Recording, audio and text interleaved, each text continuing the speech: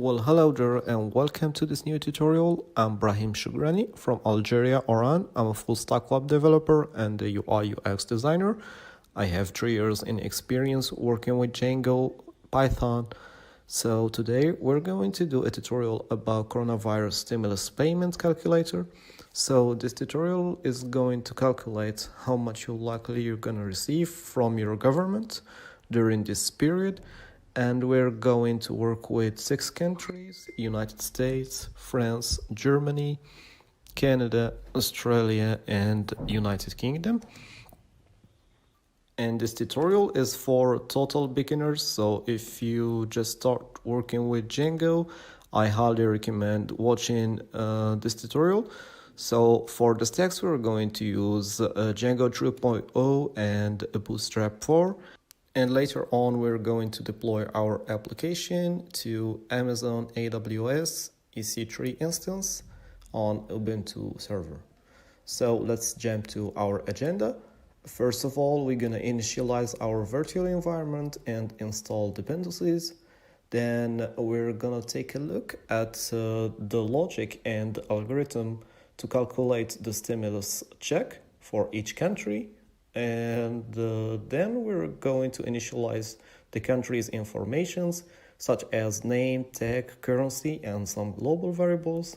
Then we will create the views, functions, and forms.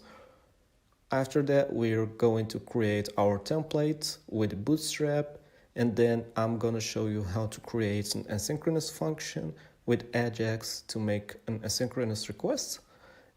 And at the end, we will deploy our application to AWS. So let's jump to the example that I've already created. So this is the final result. And as you can see here, we can select a country from the 6 options. And we are currently selecting the United States. So for the United States, we have 3 fields: the filling status and the yearly income and the number of children under 17. So a user will select if he is single, married, or head of a household. Then he will need to put income and the number of children under 17. Then after clicking on calculate, our application will tell him how much he will likely receive during this period. So let's do a test here.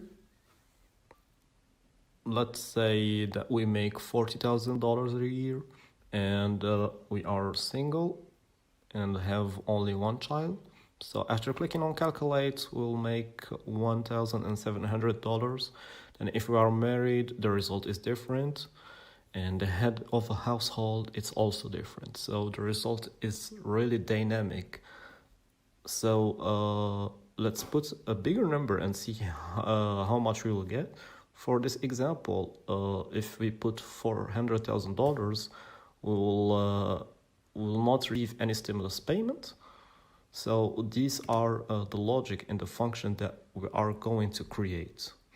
So let's jump to Canada. As we can see here, we only have children input. So we should write how many children do we have.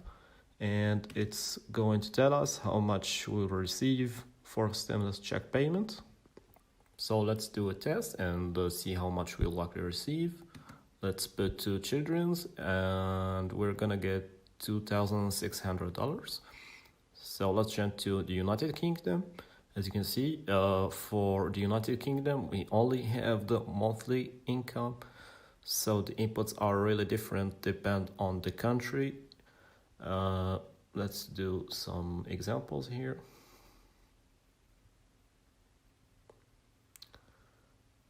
For France, we only have monthly income.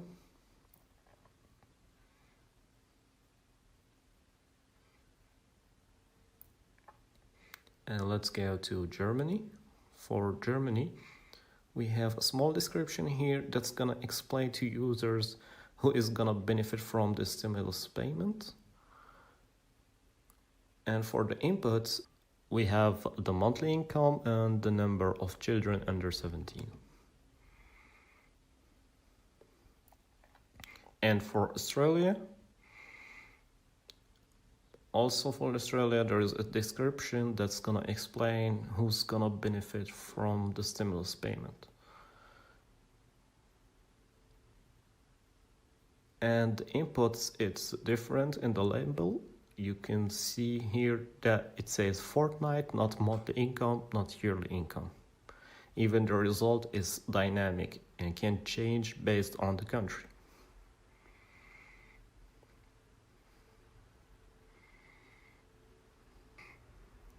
So for the design, this button gonna take us to the Lodicoin page.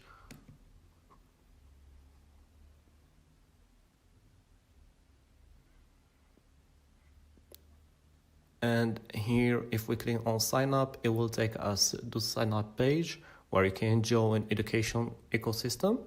So I'm already signed up here. So I'm just seeing my profile in the dashboard.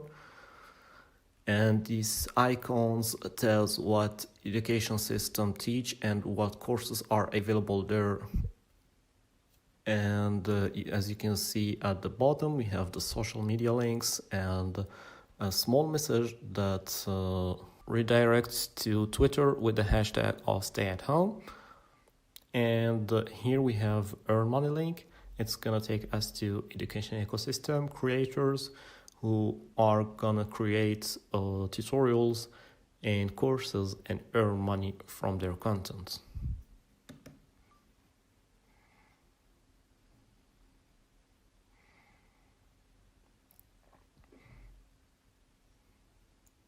And this basically is the page that we're going to create. This is the logic that we're going to create.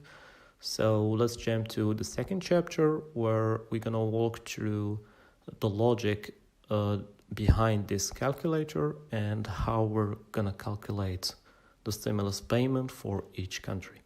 Thank you for watching and see you on the next video. Okay, welcome to the second part from this tutorial. We're going to see the logic behind our calculator, and then we're gonna build this logic and translate it to Python code and functions. So let's start with the United States. As we saw in the demo, the United States have three fields: the filling status and the income and the number of children. So the user has to choose from these fields, give us his informations and data, then we're gonna return him how much he will likely receive. So for the single, if his income is less than $75,000, then he is going to make $1,200 plus the number of children times $500. So here I made a small example. Let's say his income is $50,000. Then he is going to make $1,200 plus 3 times $500. So he is going to receive $2,700. If his income is more than $75,000 and less than $99,000, then the formula is going to be different. Here we made a variable, we call it different cut. And we're going to cut this value. So we're going to cut this difference from his stimulus check because basically he is making a lot more than the first case. So here the different cut is going to be the income minus $75,000 divided by 100 times $5. So let's say he make $80,000, then we gonna cut from it $75,000 and divide it by 100 times $5. It's going to give us $250. So the formula for this case is going to be the exact same as the first case, but we're gonna cut from it the different cut that we calculated because it is making a lot more than the first case. So the stimulus check is going to be less. So here for this example, he's going to receive $1,200 plus, let's say he have 3 children, then 3 times $500 minus 250. it's going to give us $2,550. Let's jump to the third example. If his income is more than $99,000, then we're gonna subtract $99,000 this time instead of $75,000. Divide it by 100 times $5.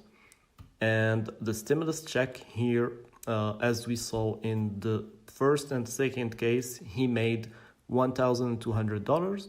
For this case, he won't get any profits from this. But if he have children, then we're gonna multiply the number of children by 500, and we're gonna cut from it the different cut value that we found. But if the different cut is bigger than the profit that he is going to make from the number of children, then he won't receive anything.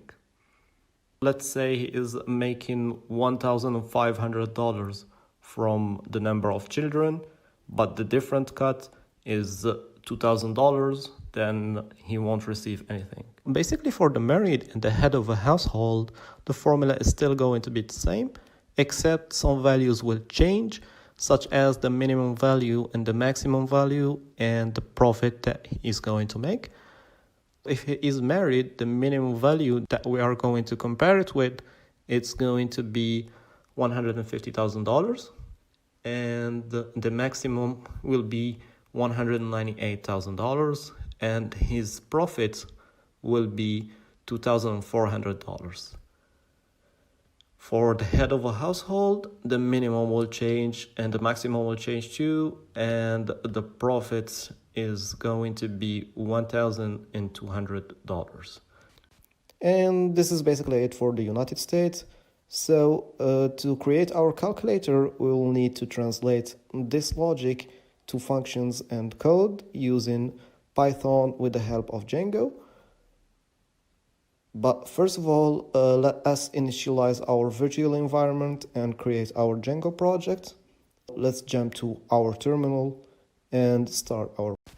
And we'll jump to our terminal and create a folder for our project, cd to our folder, and create a virtual environment with a Python tree. Let's wait a little bit for the installation to get complete and activate our virtual environment. After that, we're gonna install Django 3.0. And this is how you specify the version that you wanted to install.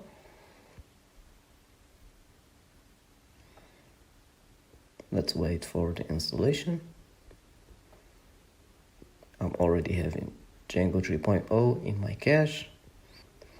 So he is basically collecting it from there.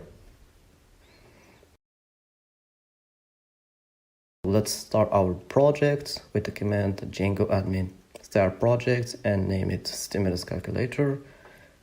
Let's cd to our project and create an app for the calculator logic and functions with the command start app and name our app calculator.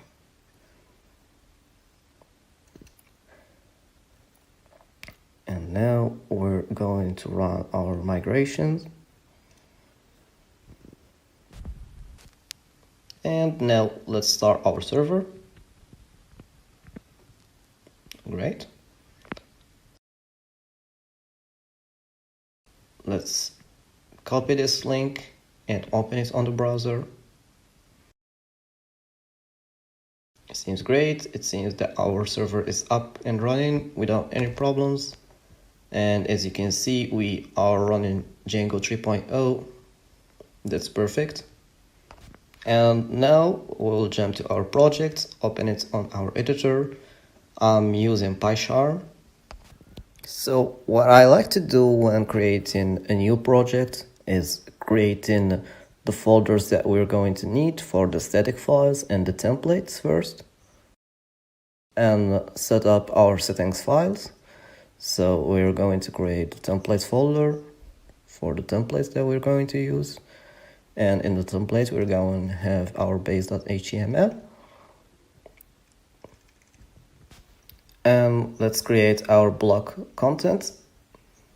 So basically here we are going to extend this template base.html and put our content inside this block content.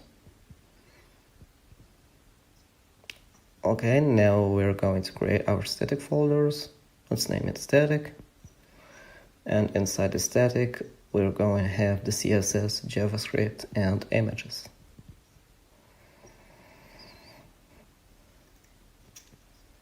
Sorry, JavaScript and images. And here we're going to create our script.js and the style.css.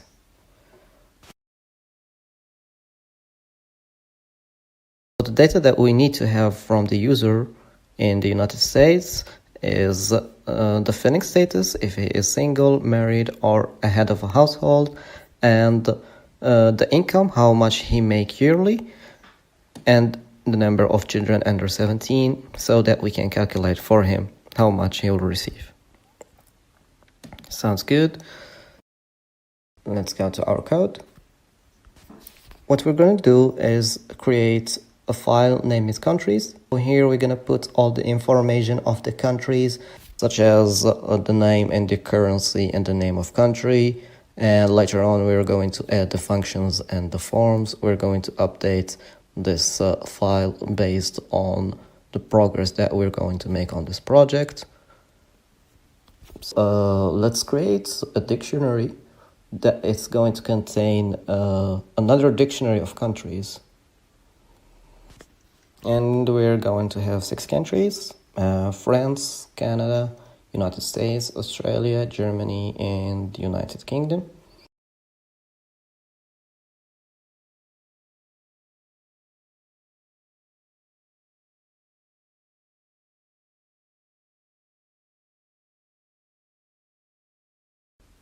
For USA, let's create a name, United States, and currency, US dollars. It's going to be the same for all the countries.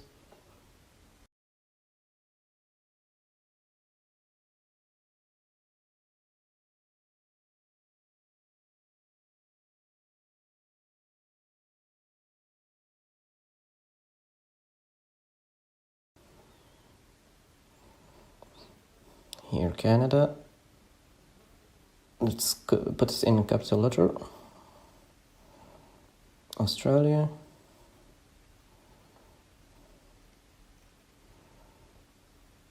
Germany.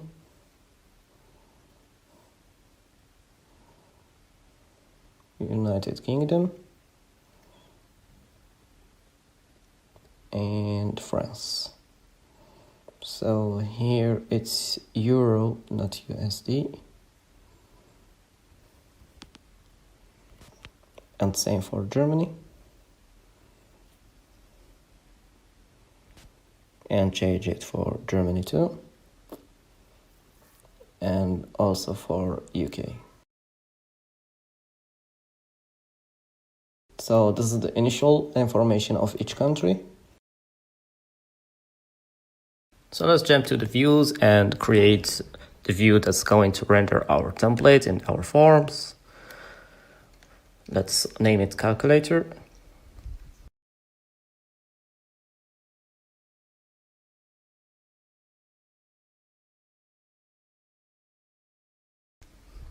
It's gonna get a request and country. And it's going to return render our request with a template and a context. Our URLs will look something like this: -USA /Canada /Australia. This is the country tag. What we want to is to return the information related to that country. depends on this tag. So we would like to get the information of each country from the list of the countries. So we will import countries from our file countries. And here let's create a variable. Let's name it get informations. Will be equal to countries. And it's gonna have a country there.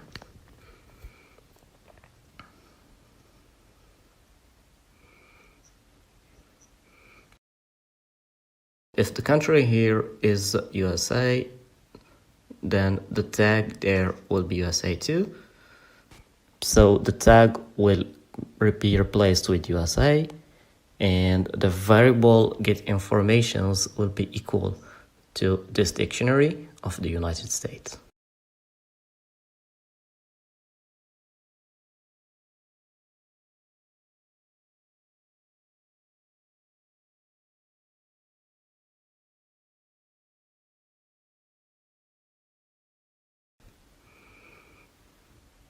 And from here, we can get our information of their country and return them on the template. We can just try to get information and name. So each country is going to have their own forms. Let's create our forms file.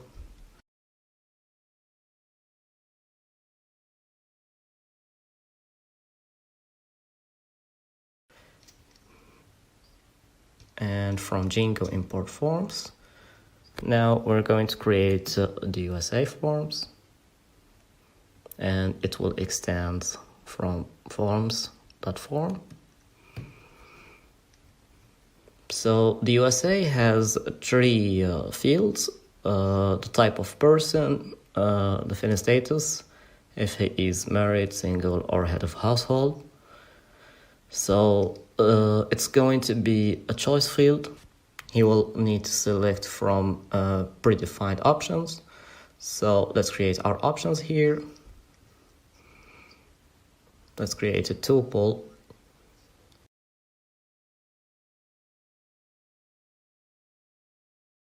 And here, first will be single, one, it's gonna be married, and two, head of a household.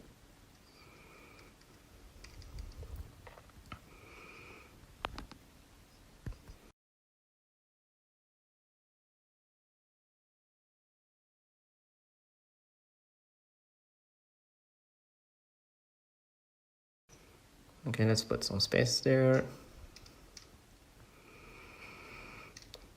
Type of person, and for the label, let's name it filling status.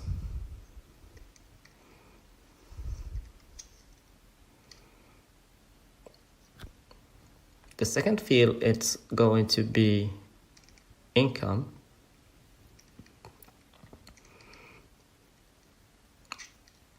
Forms.integer field, it's going to be an integer field.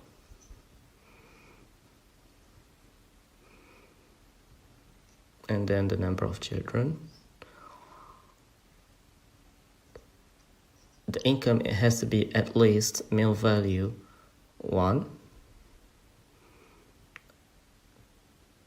And let's initialize it with $1,000. Then we will create the number of children.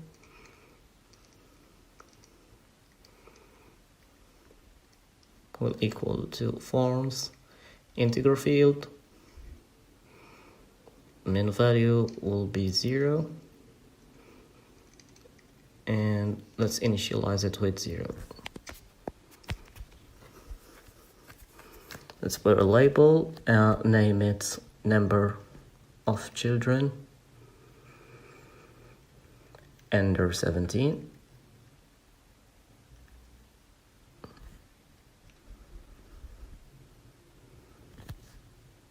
So we finished our USA forms, and now we have to add it in the USA dictionaries and the countries. So let's import from forms our form USA form.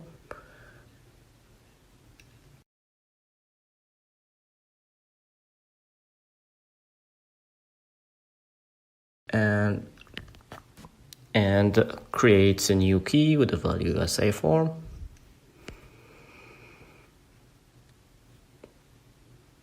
And now let's jump to our views. So we want to get this form from the dictionary and return it in the context.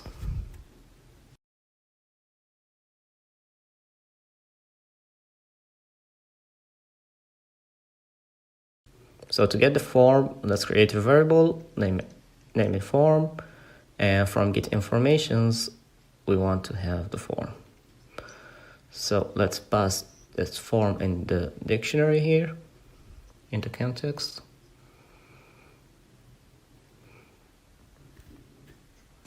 So here we created a template called calculator and extend the base.html. So in the block content that we've already created on HTML, let's create a form.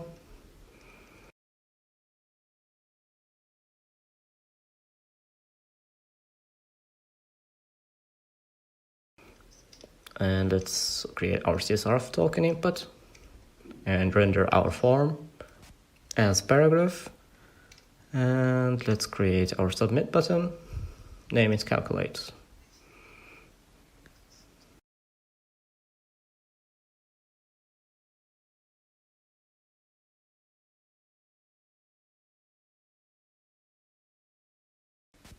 So we will need to create our urls.py so that we can access our views. So from Django.urls, import path. Well, starting from Django 2.0, we will need to name our app in the URL. So we'll create a variable called app name and name our app. Then we will create our URLs pattern.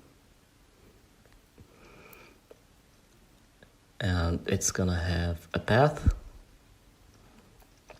This path will get a string. We'll name it country. And here let's get our view from views, import calculator. And let's name our URL.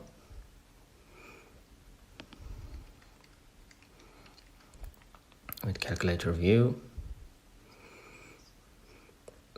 After that, we will need to include this URL to the main URL file. So Django is telling us to import the include function from Django.urls so that we can include another URL conf. And from Django.urls, we'll import include. And we'll create our path. Include calculator.urls. And namespace will be equal to calculator. So let's test our application and put /USA.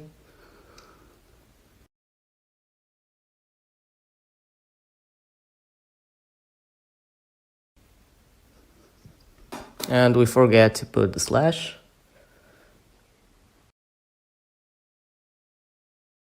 So we have an error here, there is no form. So let's go to our views. We have get informations, forms. Oh, we have a typo here. It's form, not forms. So let's wait our server to restart.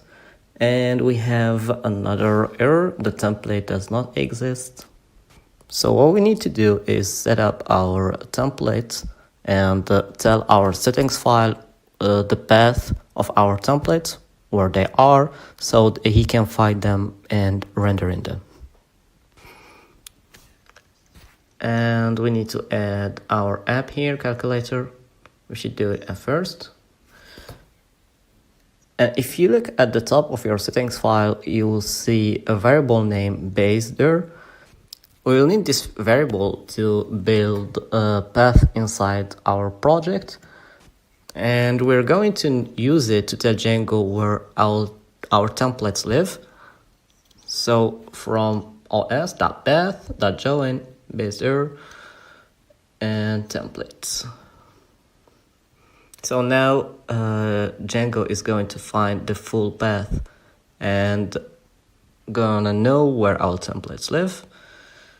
Let's wait our server to refresh and refresh our page. And it works. We have the filling status, income, number of children, under 17, and we have the submit button.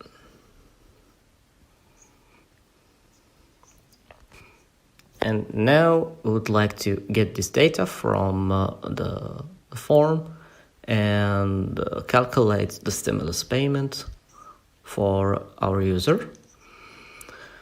So here let's check if our request.method equal post. Here it will be the logic of each country and the formulas that's gonna calculate the results. And if we put the logic of each country here, it will be really messy. We will have a really hard time to read our code. So what we're going to do is create function for each country, and that function will get us the results. Function for each country, and that function will get us the results. And let's start with the United States. So our function will have two parameters, the data and info. The data is what we're going to get from the request.post. That means that what we're going to get from the user when he submits the form. And we have three fields. We have the income, filling status, and number of children.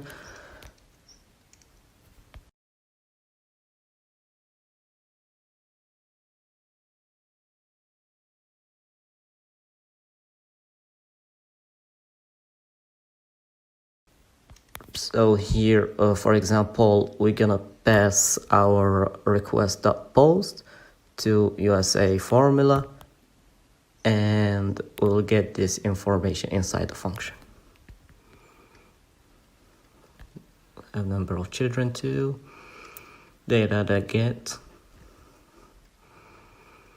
number of children.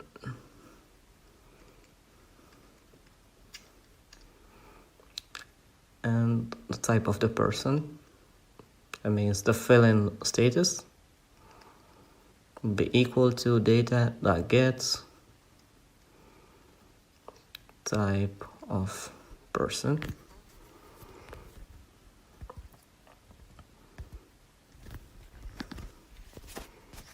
But the request.post will get us our values in string format. So we'll need to convert our informations and our data in integers so that we can work with this data.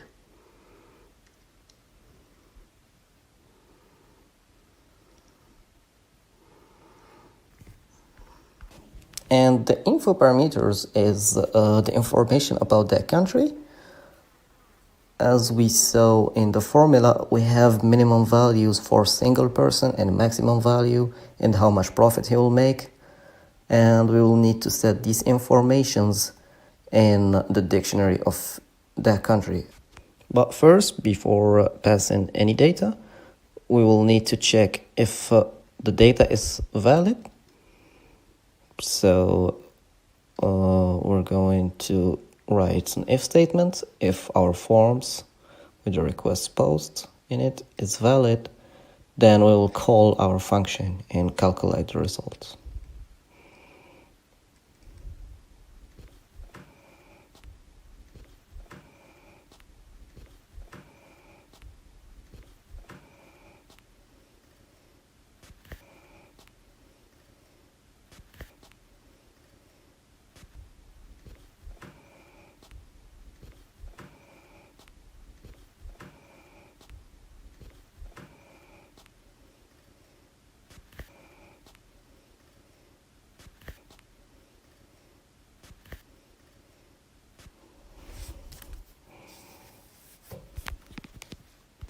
And let us create a new file and put all our formulas and function there, so the code will be more readable.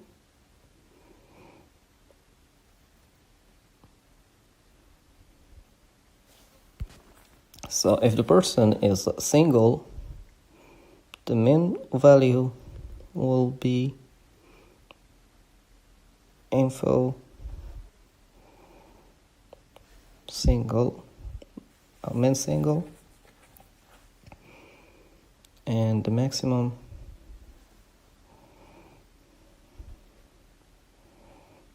will be equal to max single.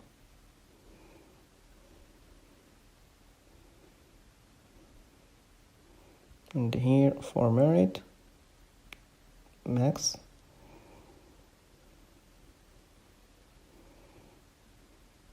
And the final one, how we named it, mean the half of household and the max.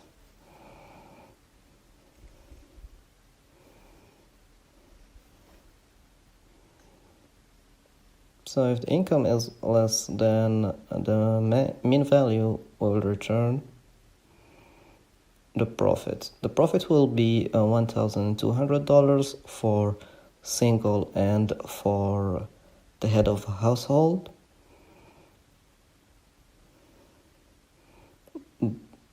And if he is married, the profit will change. It's going to be $2,400.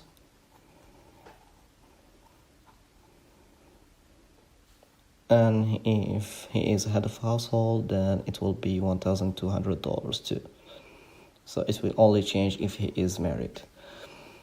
And the function will return profit plus number of children times 500.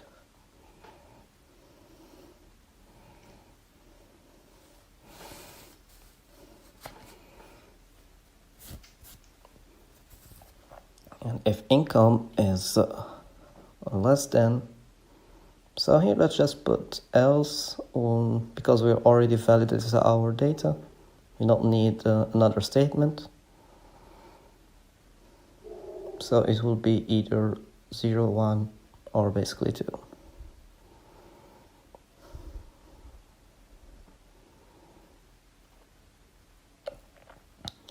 And the max value,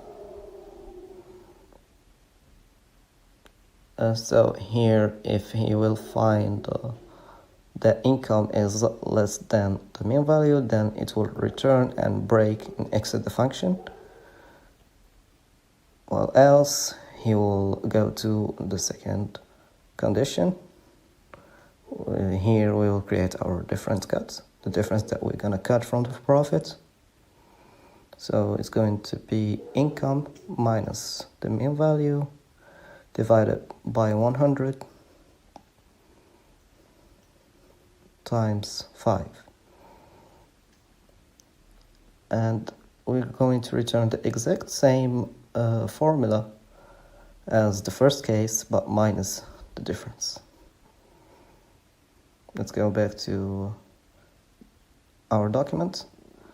If income is less than the max value, then the difference cut will be income minus the min value divided by 100 times $5. And we'll have the same formula as the first case minus the difference. So the third case, if income is greater than the max value, we need to calculate the difference. And then we'll need to calculate the children profits and compare them to see if the difference is greater than the children profit, then he won't get anything, he will receive 0. Else we're gonna return the difference between children profit and the difference. So this is basically the function of the United States. So let's include this function to our countries in the dictionary from dot formulas, import USA formula. And here, if our form is valid, we will need to call the function that's going to calculate us how much the person is going to receive. So let's create a variable and name it function, and get that function from the dictionary, get information function, the request post, and the get information. So let's create our context dictionary. It's going to have a form on the get and on the post request, and the tag of the country, we'll need to return it to generate the URL for each country.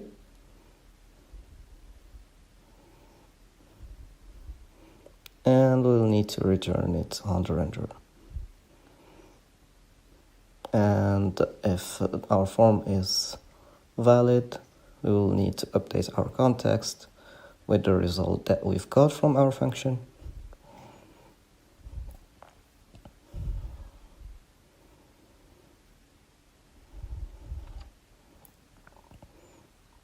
So let's go to our template, and in the action, we'll need to put our URL that we're going to submit our information to.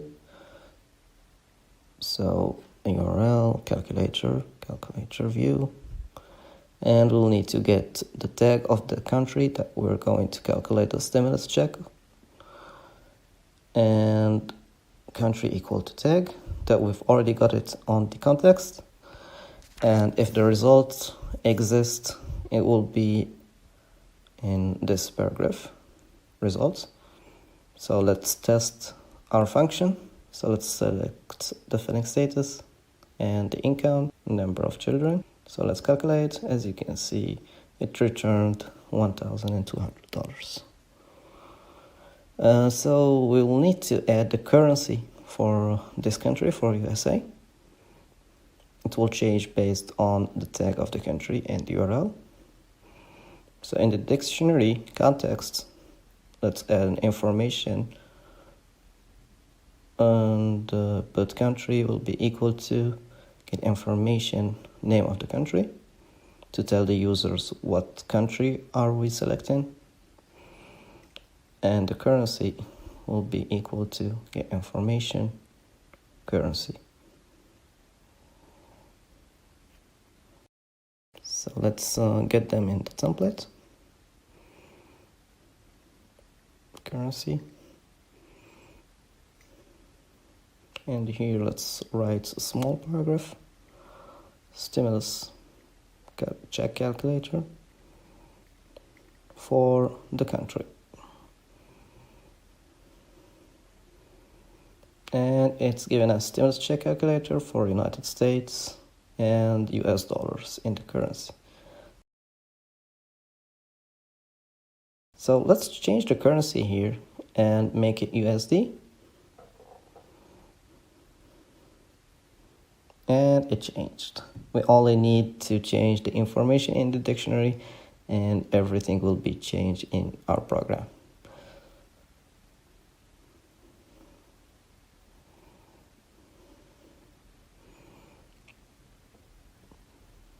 And this is how we create our function. We are done with the United States. Now let's add France.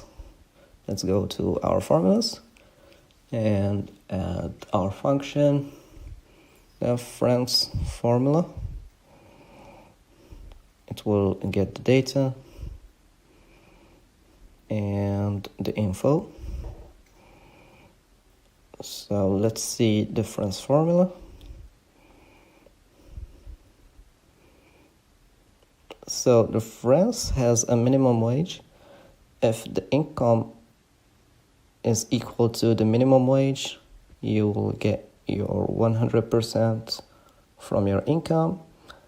And if you have more than your minimum wage and less than 5,485 euros, you will get 70% from your income. and else you will get €0.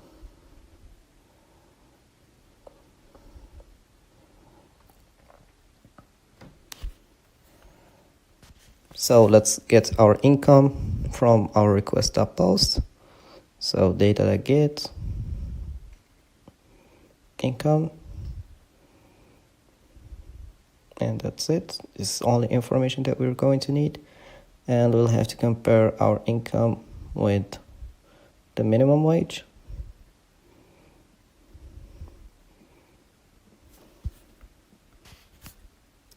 If our income is less than or equal the info, we'll get the minimum wage from our dictionary. Then we will return income. Nothing will change. Else, if the income is less than 5,485 euros, then we'll return 70% of the income. So just for fun, let's create a function called a percentage, and it's gonna calculate the percentage of a value. It will have two parameters, the value and the percentage, and it will return the value times a percentage divided by 100. So every time we will need to calculate a percentage of a value, we will just call this function. So we need percentage of income and 70. Else if the income is greater than that value, we will return 0. Great.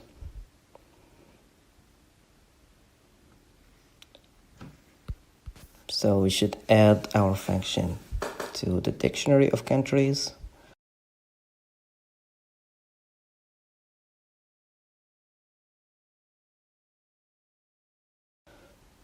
Function will be France formula, and we'll need to import it.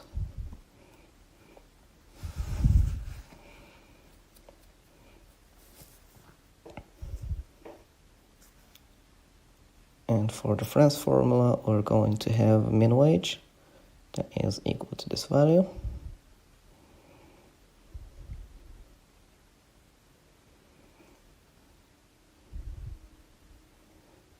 And the max value, it will be equal to this value.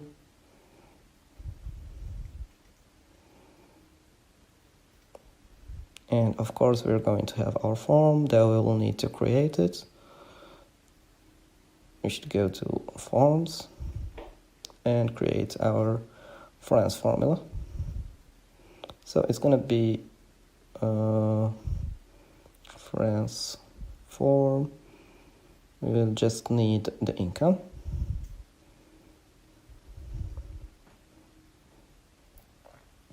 And we need to call it in this file and put it in the form.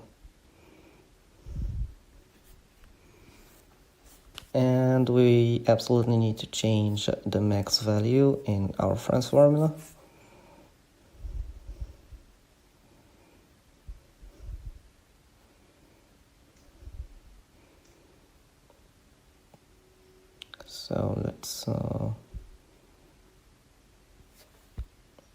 So let's try our function and /France stimulus check calculator for France, and it's giving us euro and only the income field.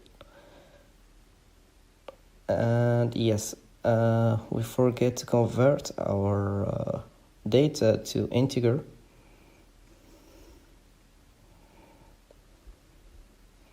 Now it should work fine. Let's refresh our server. Okay, great. Let's change some values, else we'll have 0.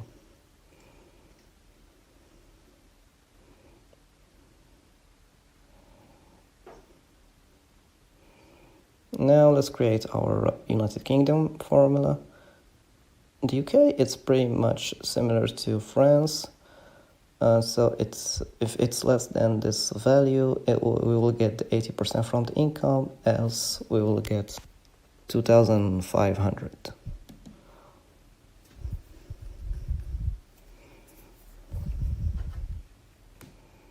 So def UK formula. It will get data, info.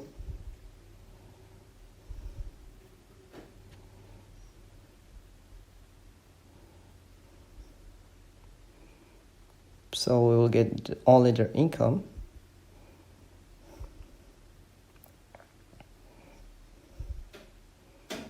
And we'll compare it to the main value.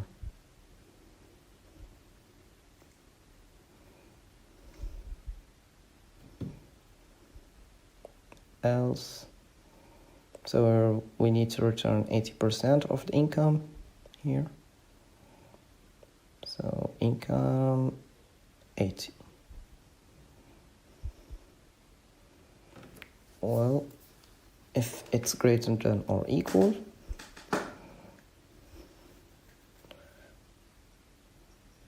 the min value, then we will get 2,500. So that's it.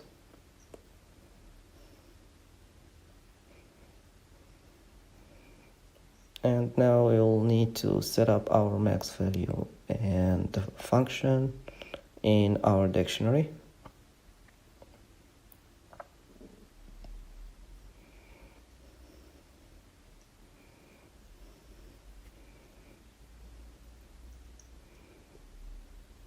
Well, it's pound, not euro.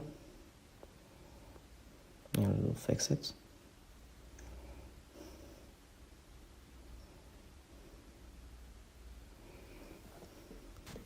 And Germany should be euro. So let's go to /UK. We forget the UK form and the function too. So need to create a form. It will get income only. So let's rename this form and name it income form. And replace it here.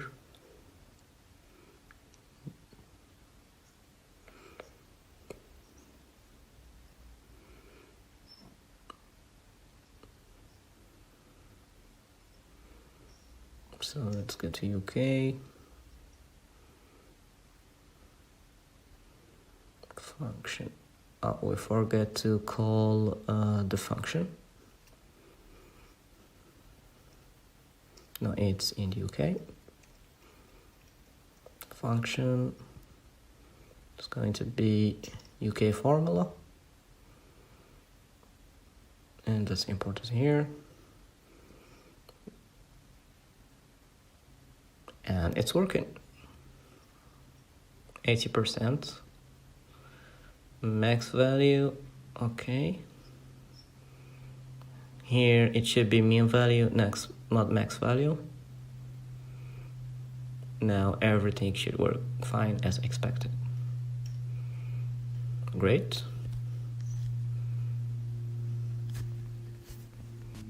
And now we'll need a stimulus payment check calculator for Germany. So the Germany formula, if you are single, you'll get 60%, and if you are parent, you'll get 67%. So that means if you have children, you will get 67%. If you don't, you will get 60.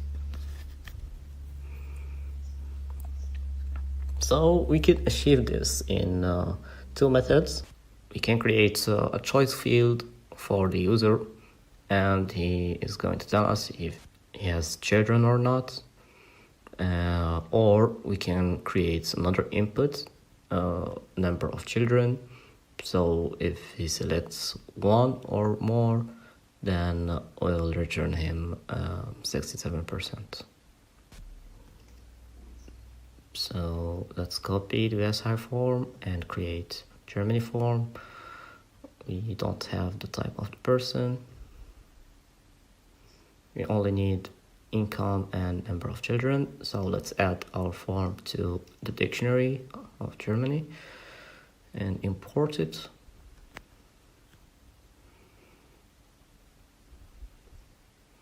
Then we'll add function.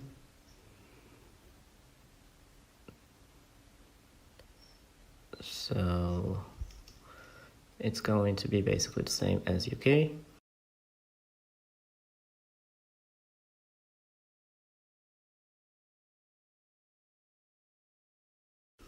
We will need income and the number of children too.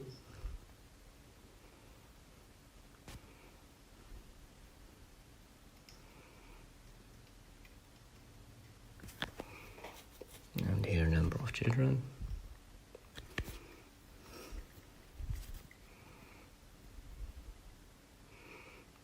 And if number of children is greater than 0,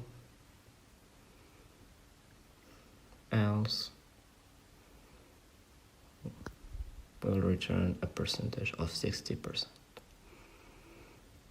So here we'll return 67, and here we'll return a 60%.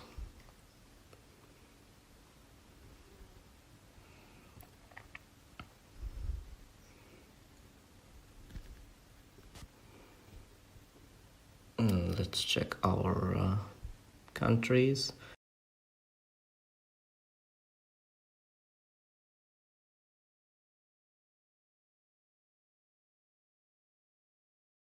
Let's import our function, Germany formula.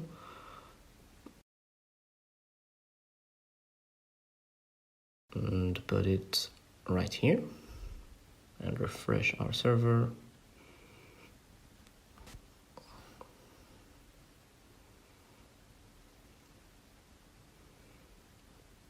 So let's do an example. Let's put 2 children.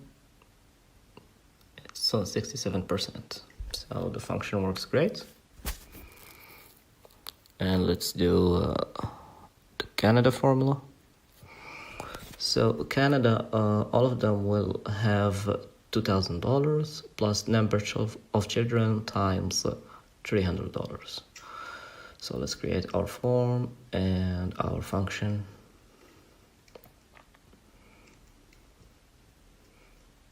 Let's just put a 0 here so it's not giving us an error. Let's create our form. As you can see, we only need the number of children.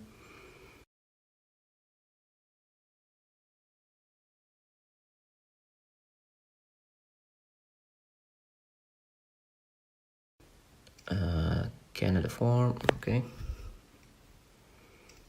And let's add this to our dictionary. Let's import it first. It's going to be right here. And let's create our function.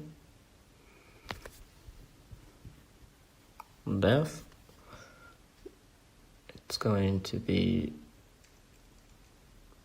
Canada formula. We will need to get the number of children.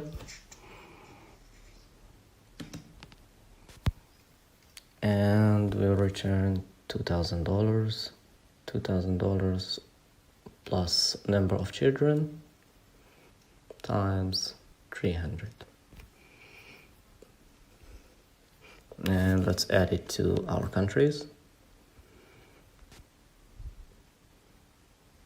And put it on the Canada dictionary. So I've added these variables so that we can change them directly from our dictionary. So the parent percentage, it will tell us how much the parent will get, the percentage that he will get, and the non-parent percentage for those who don't have children. So if this value will change tomorrow, we'll just need to go to the countries files and change it from here, and it will affect our calculator.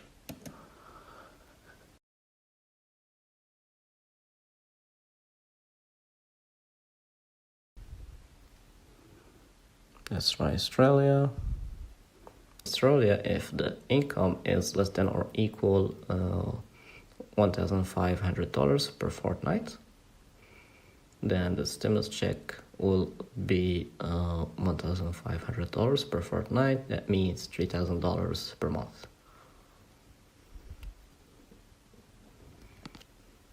Let's create the function in dictionary. And create our form of Australia. It's going basically the same as the income form, but we will have a different label.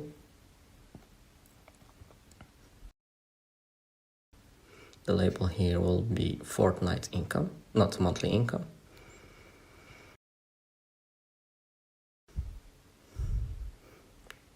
And let's import it in our countries and add it to our dictionary.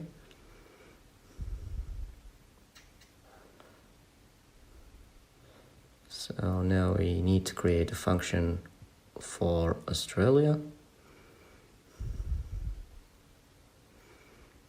Formula will have data info. And if the income, well, we need to get the income first. If the income is less than or equal $1,500, we will return $1,500, else we will return 0. Okay, and let's import it into countries.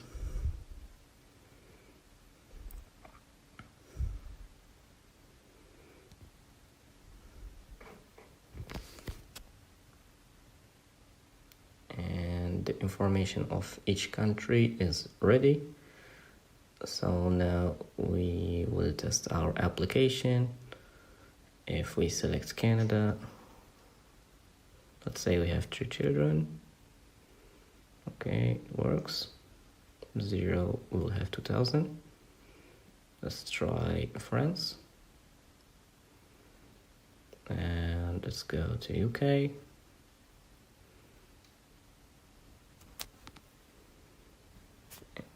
Let's see Germany.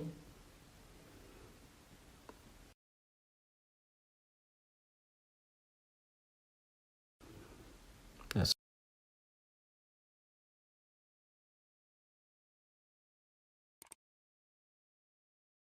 Well, hello and welcome again to the third part from this tutorial. And now we're going to build our design and code it.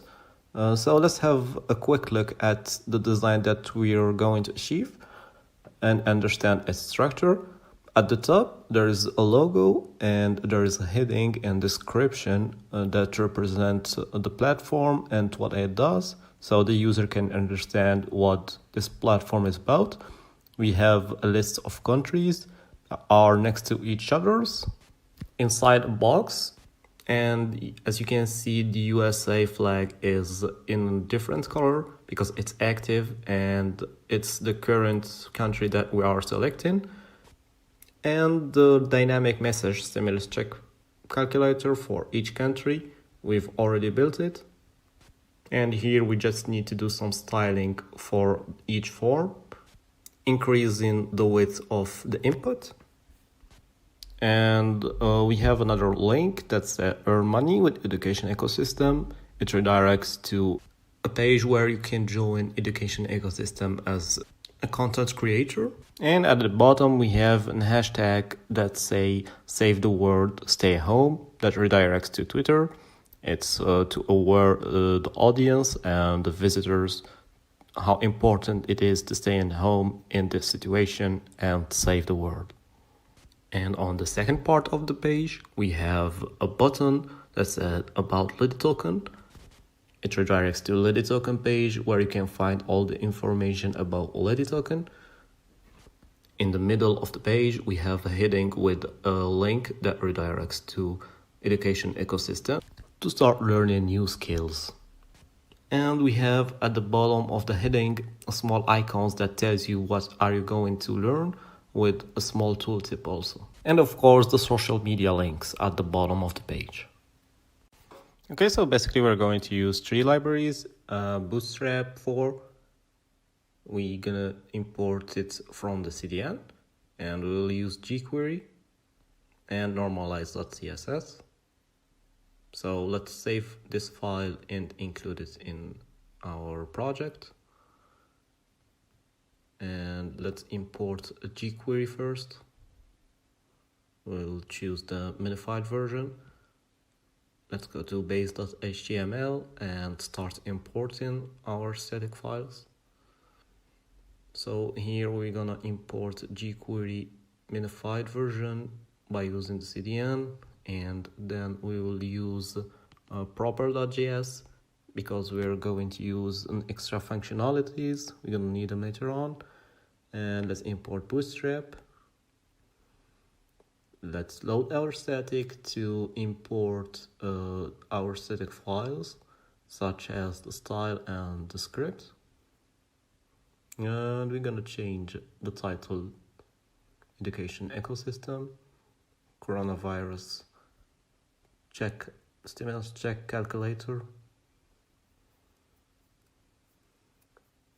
It's kinda long, so let's leave it like this. And we'll import our normalize.css.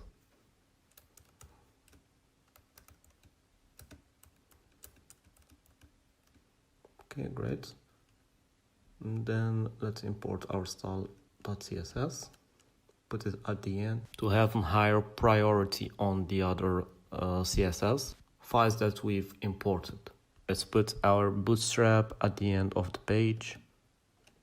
And let's import our script.js.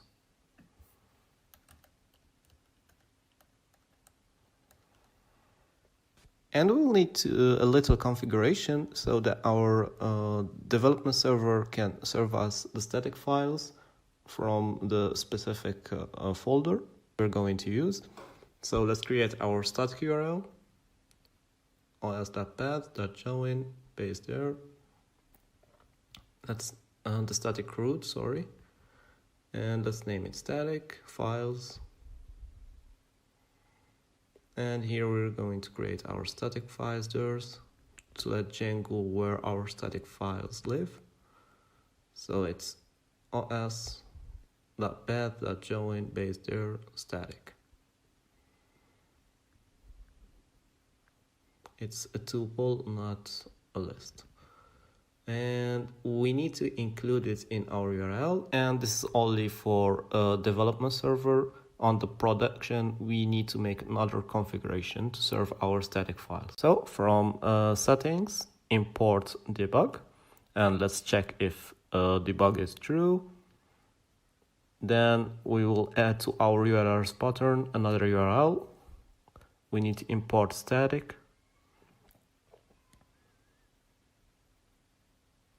From our settings, and we will need to import static URL that we've created and the static root. So here it will be static URL with document root, the static root.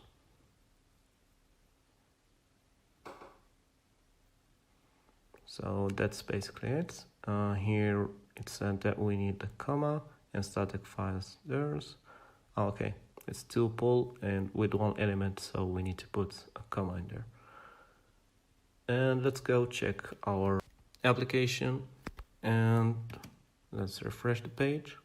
As you can see, some styling has been applied. So let's check if our URL pattern has been configured properly. Well, great.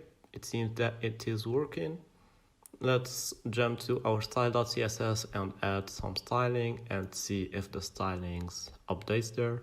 Put box size in, border box, and refresh, and it works. Sounds great.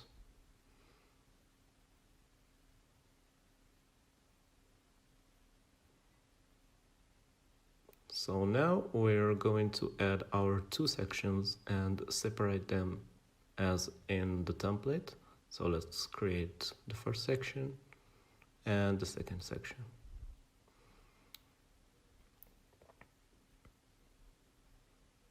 And we're going to put them in a main tag.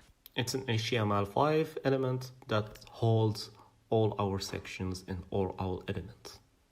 And let's start with our first section. So here we have the logo, the headings, text, and the country flags, and the form, and at the end we have a link. So let's start and building this section. We'll need to include the logo from static images, logo.svg. Let's refresh. And we didn't import our static, so we need to load static. And let's refresh. It works pretty fine. So I've included some images here. You will find them in the project resources, and you can use them in your project too. Great, we have our logo here. And now we need to create this heading. We use H5. A part of our heading is on a different color, and that color we're going to use it so many times in our project. So let's create a class and name it primary text.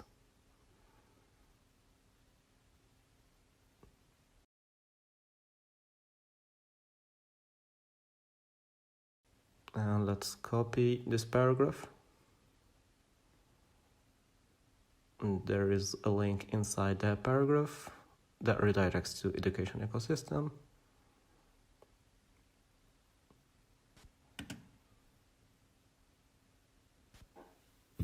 And let's remove that message and put it on the form later. And now let's create our countries. We're going to create a section. Let's give it a class of countries. And inside this section, we'll have 6 links, and each link has a country flag and a country URL.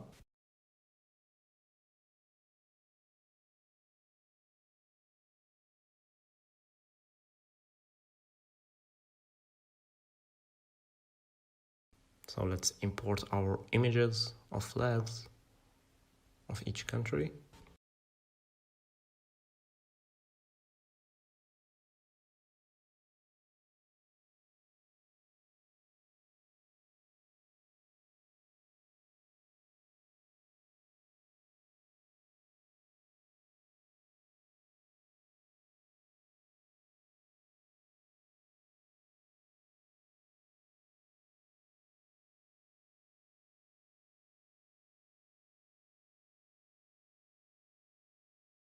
And let's add a link of each country too.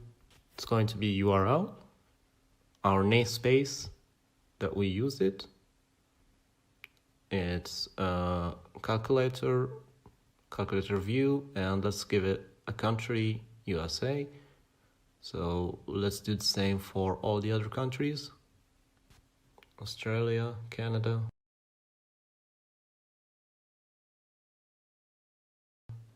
Germany, and France. And here we'll use UK. So let's refresh our page, and our images start appearing in our template. Let's add small paragraph to guide the user that he will need to select his country.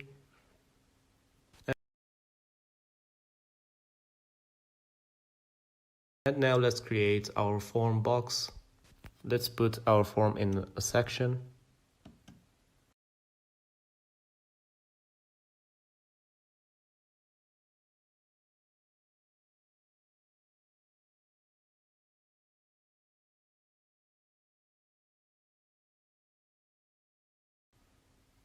and we will add a heading there to tell the user the calculator of which country is using right now.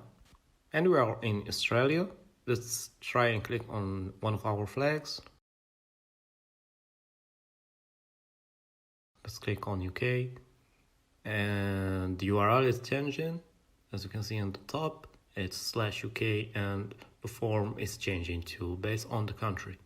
What we need to do now is to make our images smaller, the images of the countries. So let's go to our CSS and apply a style to the images inside the countries. So let's write .countries images width.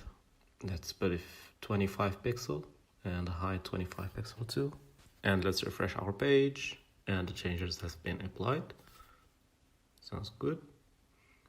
So we have an error. Our normalize.css are not working. Let's take a look at our base. Okay, now let's refresh.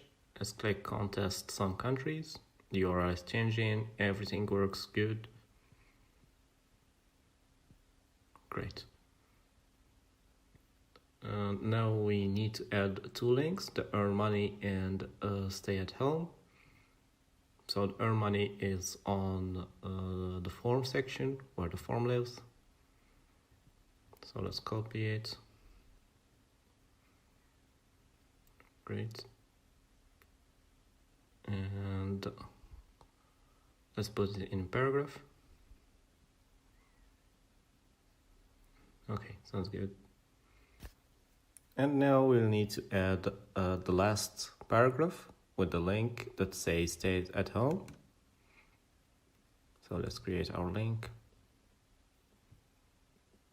And it has an icon in it from images, icons, and its name is blog.svg.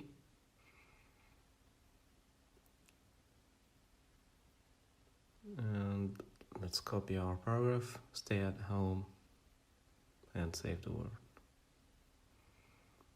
So only stay at home that has a link, and all the paragraph is inside another section.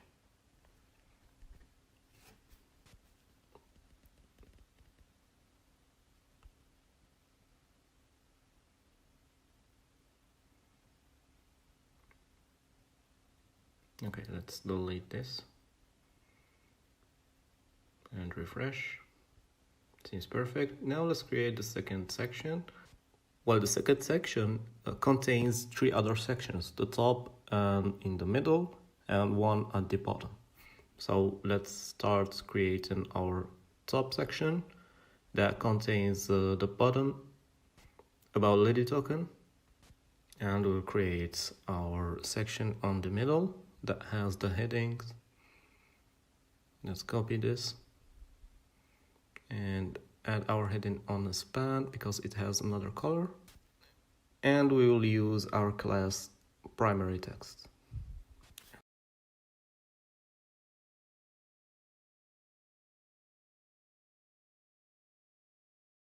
Now let's create our button, sign up now. Let's give it a class btn from Bootstrap and write sign up for free. And then the bottom section that has headings and icon. So let's put it in another section and put the heading on H6. And let's create another section that has the icons. So the icons are images. Let's get them from our image/icons. And let's copy and paste this 6 times. Let's get ai.svg. Okay. It's not math, because math it's the icon of calculator, programming, game development, data science, and we have cyber security and cryptocurrency. Let's refresh.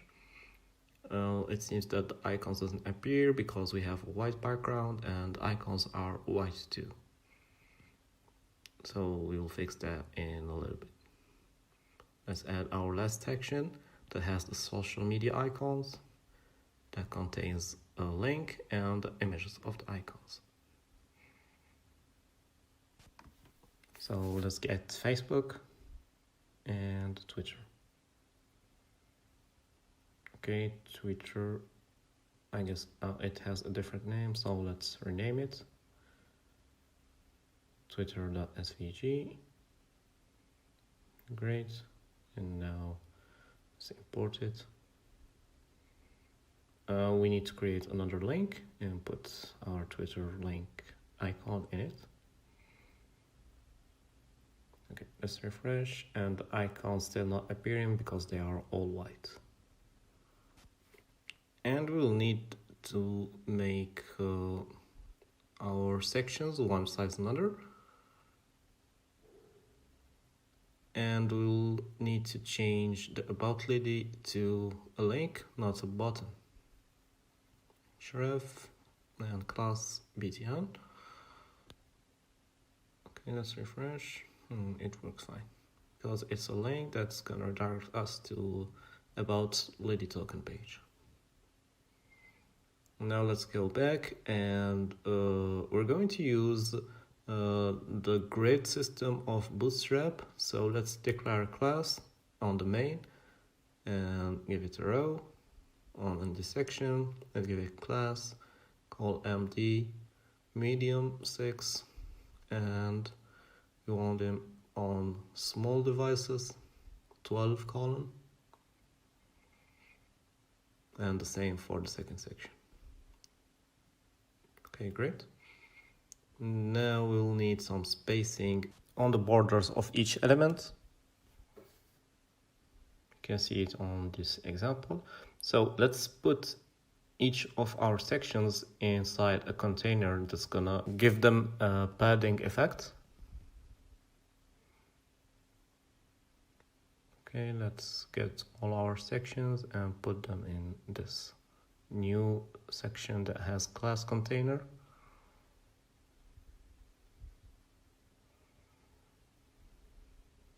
Okay, the padding has been applied successfully. Let's do it on the second section. Let's create another container. And this is the section that holds all the other section. Let's refresh, and the effect has been applied successfully. And now we should style our primary text. We'll need to give it this aqua color. So let's go back to our style.css and create a class, name it primary text. And let's take this color from here by expanding the element. Let's search of the RGB color code. Okay, great. Let's copy it and refresh. Okay, it's working, but it's not working on our links because Bootstrap is overriding our stylings.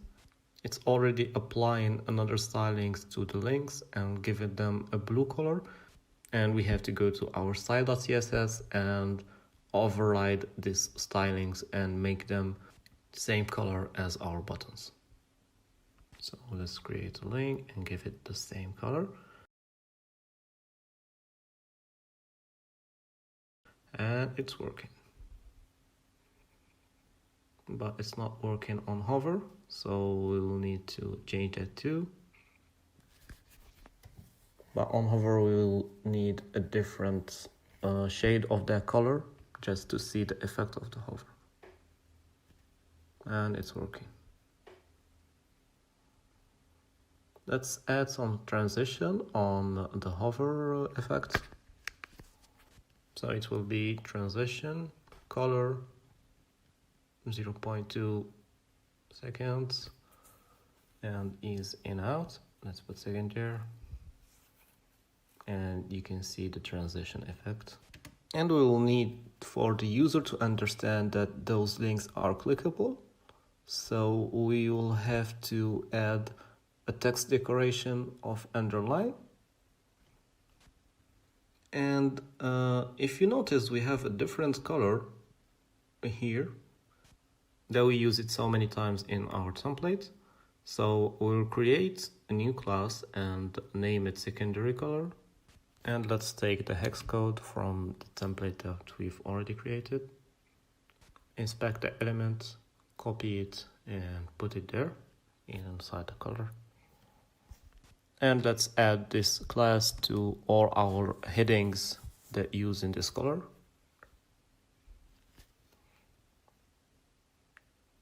Let's put it on the second heading.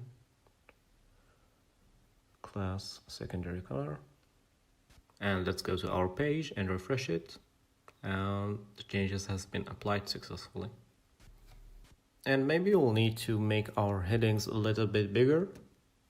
So we'll increase their size. And let's put our flags inside a box and a border. Each flag will be inside a border and the active one will be in a different color. So let's change the heading of these elements first. But let's put our logo inside a header first. And make that H4. And the stimulus check calculator, let's make it H5. And this title, let's make it H2, it's the bigger one. And being expert, let's make it H5. Seems great, the sizes are good. Now let's put our flags inside a container, inside a box, with the blue background and the blue border. Dot country is A. And let's put some padding on the images. Let's try 9 pixels on 6 pixels. And let's apply a border on PX solid. Let's take the same color as the secondary color. Seems nice. And let's remove the text decoration. Okay, good. Now we'll add some margin between the flags. Let's try 5 pixel. Maybe 7 pixel is good. Yeah, 7 pixels seems right. As you can see, there's some spacing inside the flags. That's because we have another line inside our link. So we need to remove that line. And when we refresh, that line goes away. Because it is considered it as a new line, and that's why there is spacing there.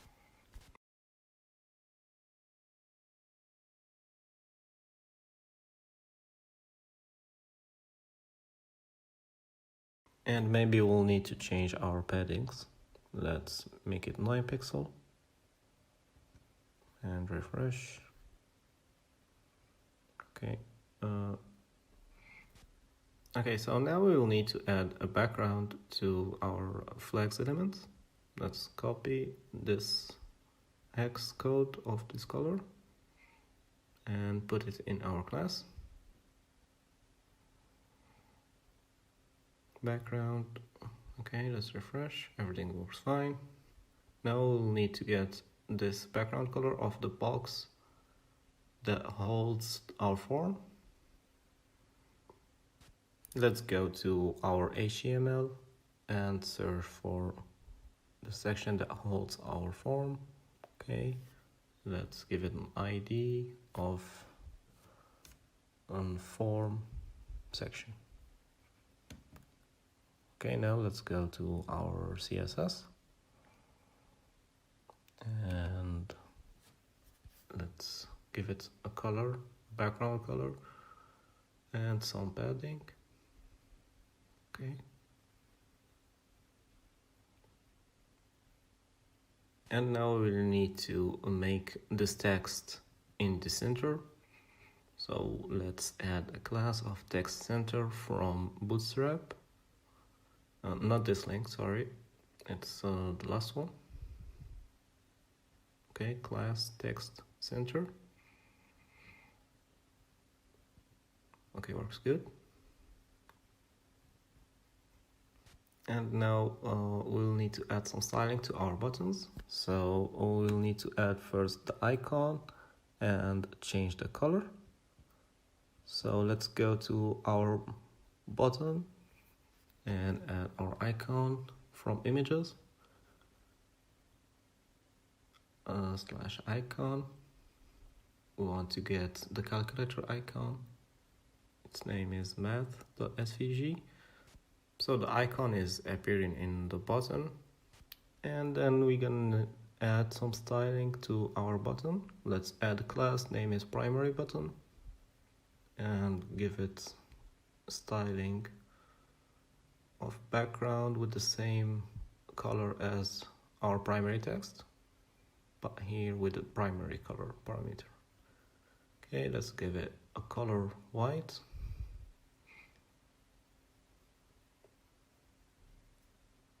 And add some padding. Let's give it 7 pixel and 5 pixel. Doesn't look that good. Maybe we'll need to add some more pixels to it. Let's try 9 pixel to 10 pixel.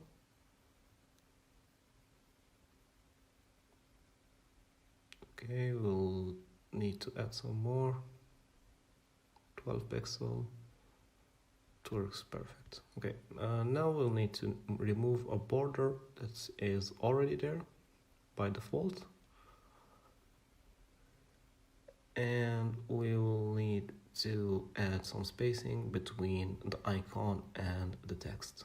So let's give it some margin, maybe 6 pixel. And it works pretty fine. Okay, as you can see, we have some spacing in France because we didn't delete that spacing that we made earlier. So let's delete it now. Let's look for France. There it is.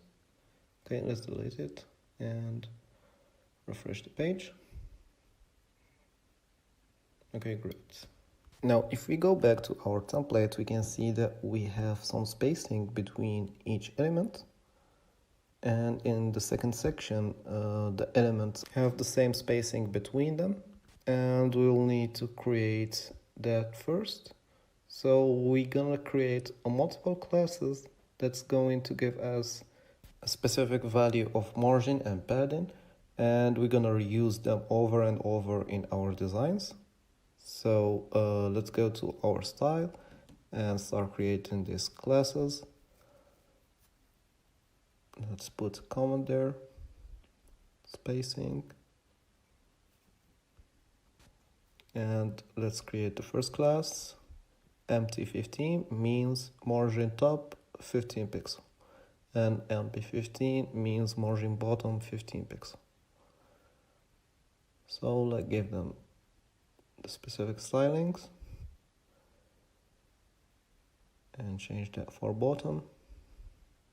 And let's just copy them and make some other values for 13 and for 25 pixel, and maybe for 40 or 50 pixel for big spacings.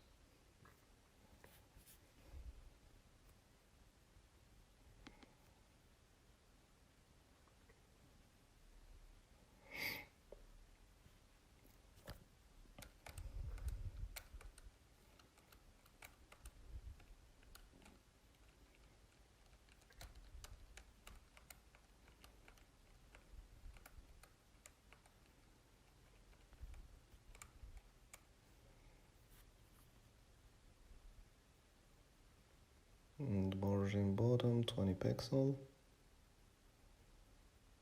Okay.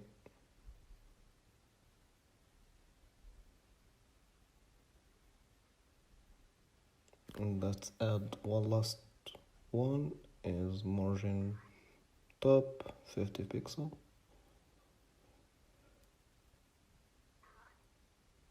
And margin bottom 50 pixel too. Let's remove pixel from there.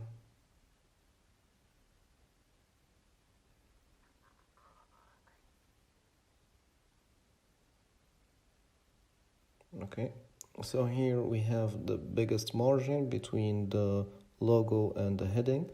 So let's go to heading and add margin bottom 50 pixel. And let's refresh our page, and it's working pretty fine. So let's go to our design and let's put some margin bottom between the heading and the paragraph. So let's put margin bottom 20 pixel. And some margin bottom between the paragraph and select your country. So the margin bottom here will have 30 pixel. And we'll need to add some margin between the flags and the form. Let's put margin bottom 30 pixel. Let's refresh.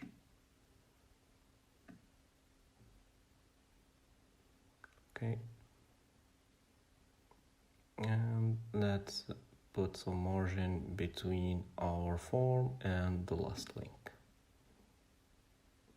Let's refresh, and it works fine. Now let's add margin bottom 30 to our last link, just to give it some spacing between the boundaries of the page.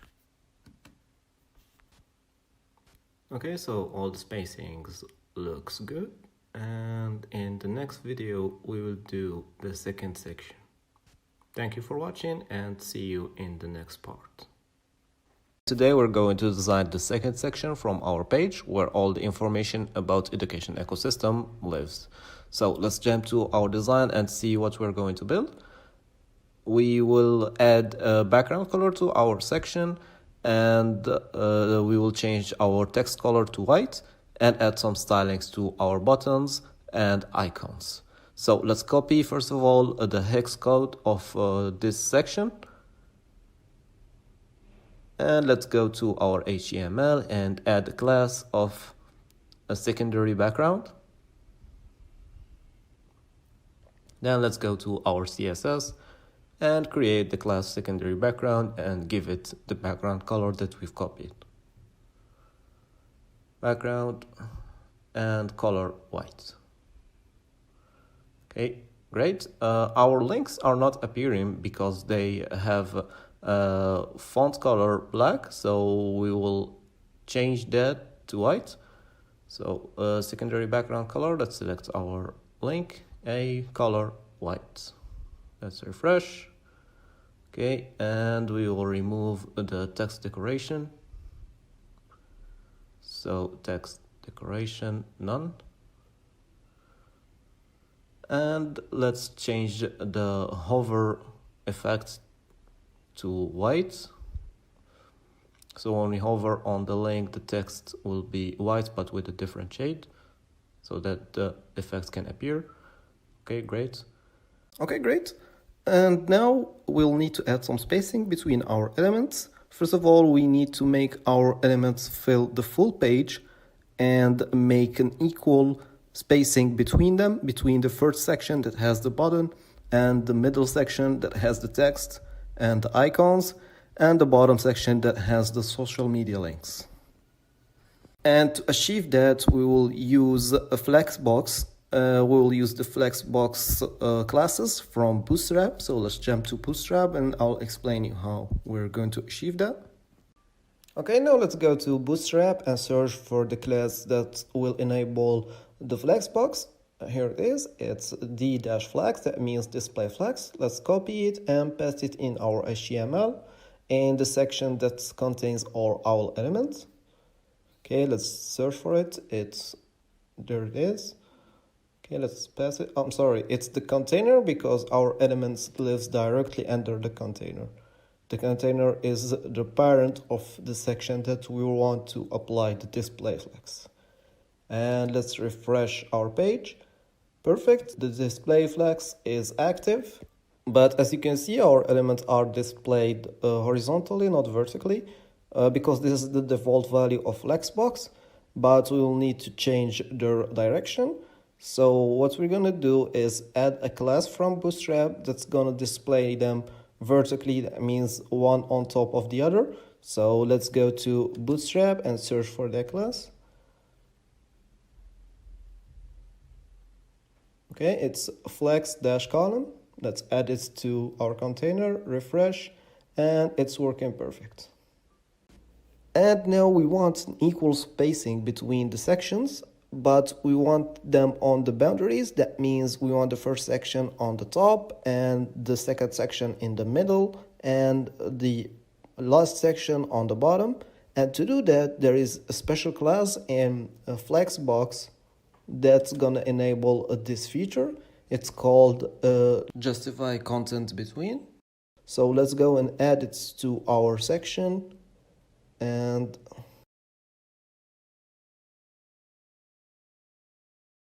let's remove the deflux because we already have it.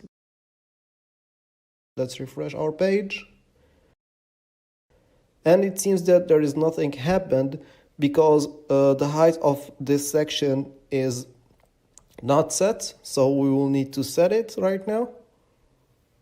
And we'll make it 100% so it can take the full height of the section. And our effect works perfectly, so now we'll need to add a class to our CSS that's gonna set this section height to 100%. And now let's copy this class and put it in our section. Now we will need to set the direction of the content in sections. In the first section, the text should be on the right, so we will add a class text-right. And in the second section, the text in the center, so we'll add a text-center.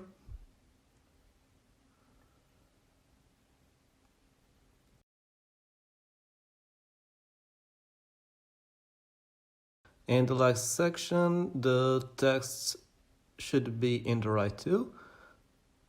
So we'll add text-right.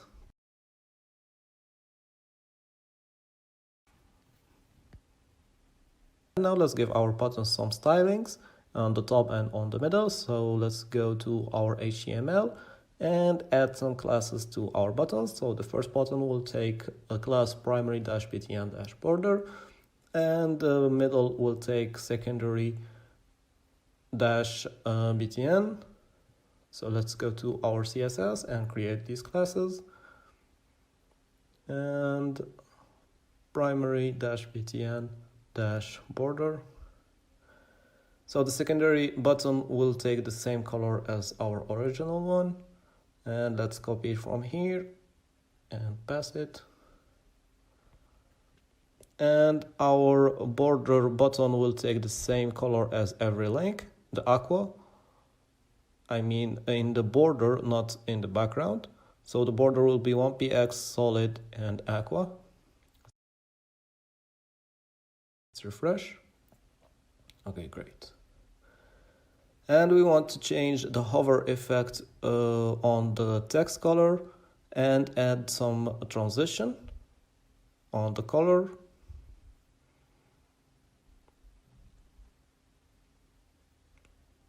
Is in. Let's refresh and let's test it. It seems it doesn't work. Let's change the shade and save it. Let's refresh. It seems that it's working. Okay. And now let's make a hover effect on the secondary button and change the shade of the blue one, and the same for our primary button border.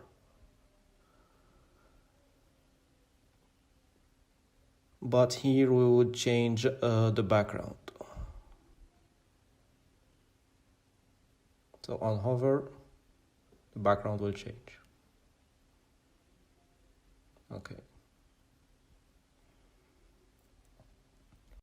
And now I would like to increase the width of our inputs and change the direction of our button in the form section. I would like to make it on the left, not on the right, and hide the currency and show it only on the post.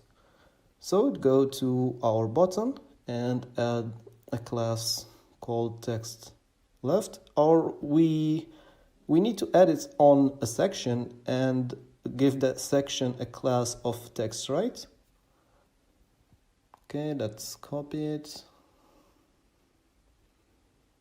and let's create section and pass our button, and then let's give a class text right. Let's refresh. Okay, it's working. Now let's hide the currency and made it appear only on the post, so we won't return it on the get method. We'll remove it from here and put it just on the success post. Okay, let's refresh. Great. We'll make post. Great. And I take it that we made a little mistake. We swiped between the colors. So the headings here should be in white and the become an expert should be the secondary color. So we'll change those classes. Let's go to the heading and add the class secondary color and remove it from the other text. And let's refresh. Okay, great. And now let's add some spacing between our elements and our icons. So let's go to our button and add margin bottom and margin top of 30. Maybe we'll change the values. Let's try 20. Maybe try 20 on the bottom.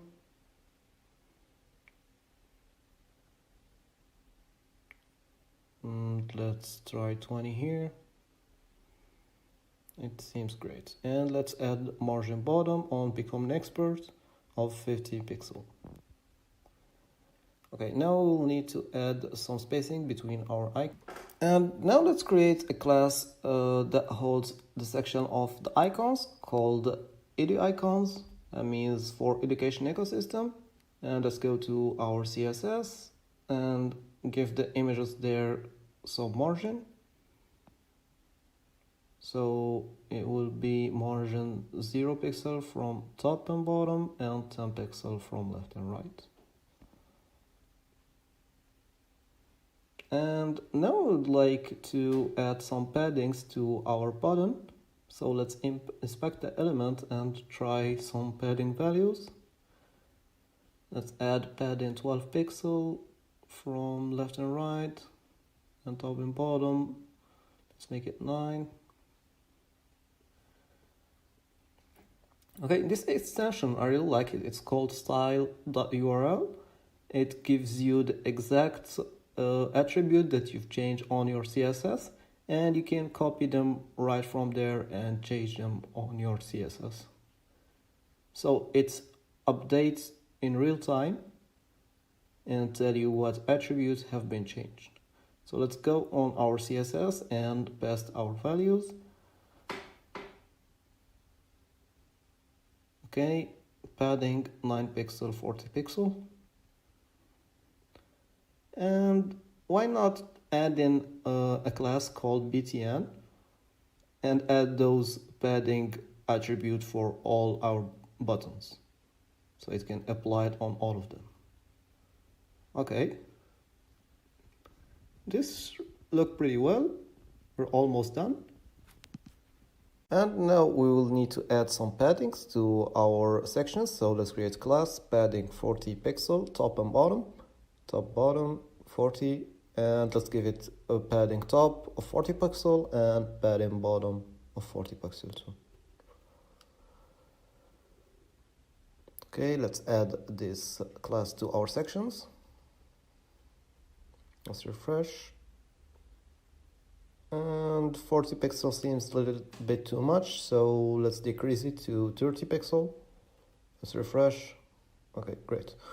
Now what we would like to do is add some spacing and increase the height of our icons and maybe decrease the opacity. Let's go to our icons and opacity 0.7, maybe 8. And the height, let's give it 28 pixel. And the width, let's give it 28 pixel too. Let's refresh. And 28 seems a little small. Let's try 33. Let's refresh. Okay, 33 seems good. And now what we would like to do is add a tooltip. Let's go to Bootstrap and search for tooltip.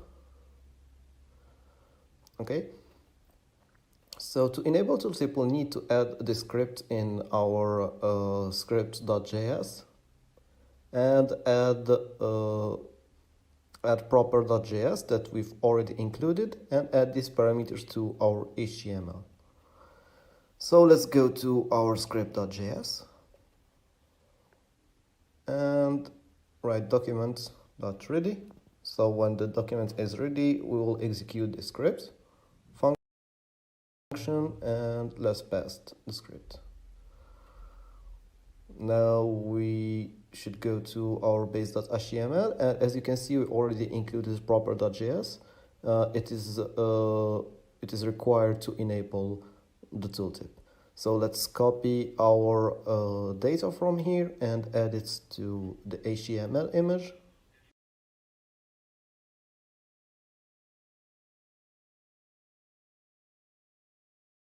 Great. What we're going to do now is add a tooltip to our icons. So when someone hovers over these icons, text can appear. So what we will add is an attribute to the images called data-toggle. That means we will add a tooltip, data-placement, the placement of the tooltip, where we want it to be on the top, left, right, or bottom. Now we will select a top and the title of the tooltip. That means the text that we want to add, for example, cybersecurity, AI, etc. And now let's remove the margin bottom just for now. We'll get it back later. And let's change the cursor. So when someone hover over the icons, he will get a pointer. Let's go to our CSS and write cursor, pointer. Okay, let's try it. It's work fine. And let's change the text in our tooltips. We have AI, programming, game development, and data science, cryptocurrency, and the last one is cyber security.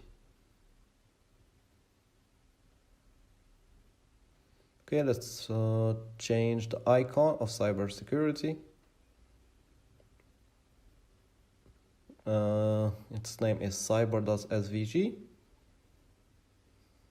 Let's refresh. Okay, good. And maybe let's increase the size of our images, 38 pixel. Okay, 30x8 seems good. And let's remove the margin top and bottom and leave it 30 pixel from left and right. Let's go to our button and get back the margin bottom 50 pixel. Okay. And now what I'd like to do is add spacing between our social media icons. So let's add social class here and create a class icons that will be applied on all our icons in our page.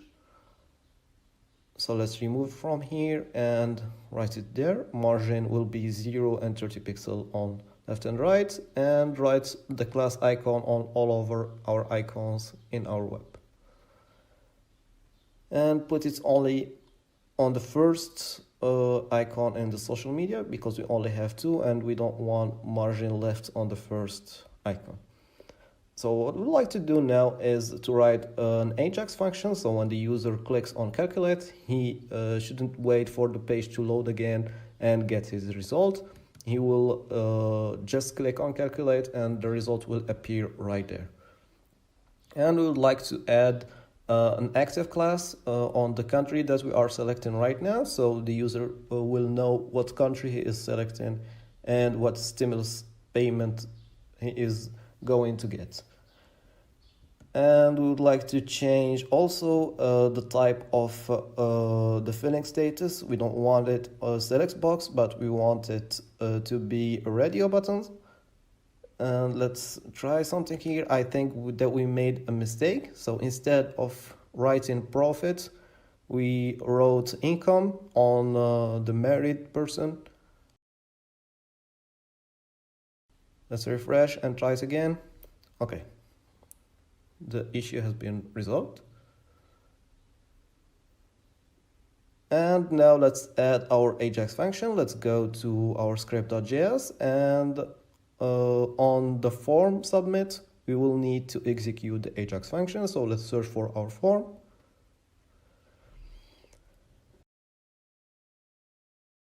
And let's give it an ID.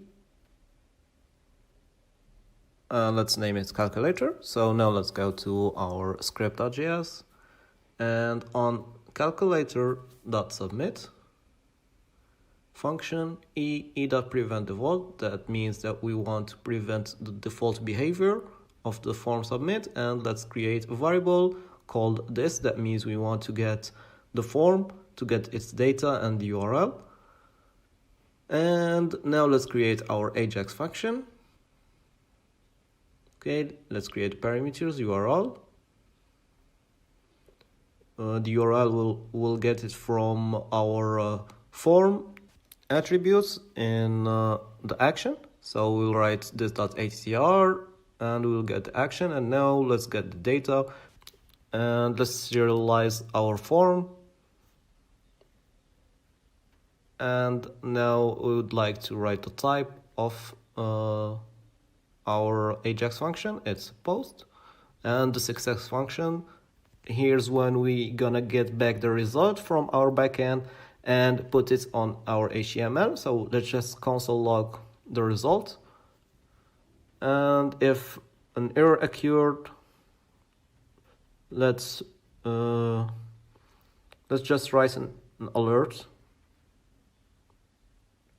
just for debugging. Okay, and now let's go to our view, and if the function is Ajax, we want to return a JSON response. So let's write an if statement. If request dot is Ajax, then we would like to return a JSON response. JSON response. And let's import the JSON response from Django.http, and let's give it a dictionary and a status. And now let's check if our request.method is valid. If it's not, then the status will be 400. That means we have an error. And if it's valid, then the status will be 200. And let's return the status there. And on the dictionary, we would like to return a result. So if the form is not valid, the result will be a message: an error has occurred. Please try again later. And if the form is valid, then we would like to return the result that we've already calculated in our formulas. Then the result will be string 2, but with the desired values you will likely receive. Then here we will put the value that he will receive, and beside that we'll put the currency, stimulus payment, that format, and here we will put our variables. That means first it will be the result, and second one will be the currency. So let's create a variable of currency because we are using it twice here. Okay. If the result is 0, then we will write another result. The result will be different. Else he will get how much likely he will receive. So if 0, he will receive a message, you will likely not receive stimulus payment.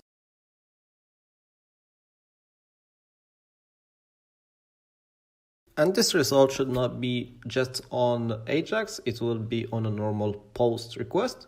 So we should return the results too on every post request. And let's change the variable of result. Let's name it here result value. And return our results. So let's refresh and try our function. Let's go to Australia. And let's open our console to see if the result is there. As you can see, results, you will likely receive $1,500. So we will get this result in our script. We want to put it on the ID result that we've created. So we will get a result.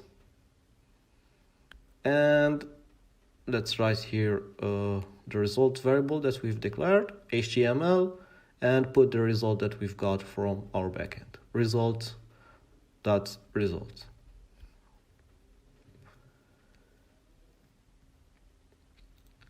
Okay, now let's give an ID to our result. We didn't give it already an ID. Let's refresh. And let's try our function. As you can see, we've got our response here.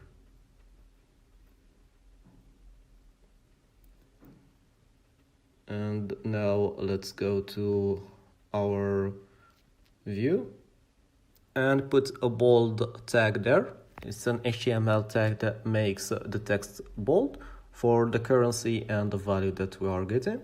Let's refresh. Okay, it seems good. Let's go to USA and try our function. Married, head of household, seems perfect. Okay, let's change the values. And as you can see, the result is changing based on the value. And now what we want to do is add a spinner from Bootstrap. So let's copy it. This one, let's copy it. And when someone clicks on calculate, as this example, the spinner will appear. And after that, the result will appear. And the spinner will disappear. So when we click on submit, we want to show the spinner in our result. And let's give it the primary text color. Let's try it. So it's so fast you cannot see it right now.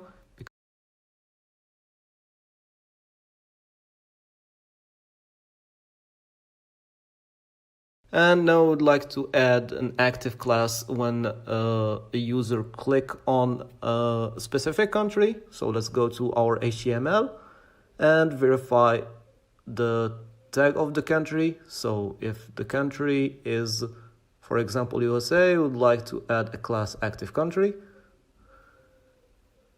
So let's give some styling to active country. Let's give it a background of blue. Let's change the shade of blue. Okay, try this one. And let's give it a box shadow. Black. And let's change these values.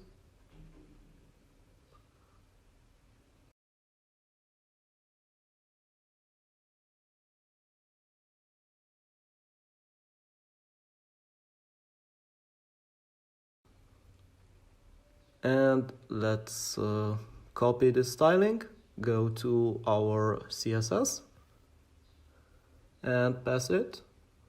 Okay, and now let's refresh and see our effect. And see our effect.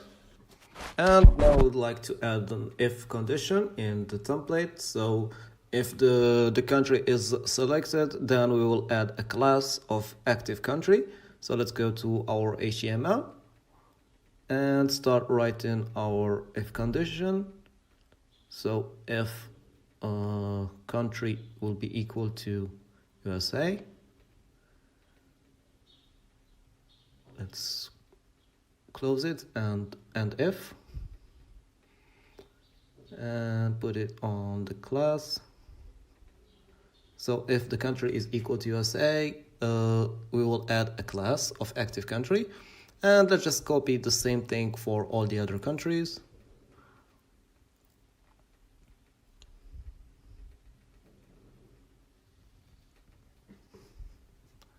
Okay, now let's change the name of the tags. Here it will be Australia, then Canada, then Germany, and France. The last one will be the United Kingdom. Let's refresh, and it seems it doesn't work.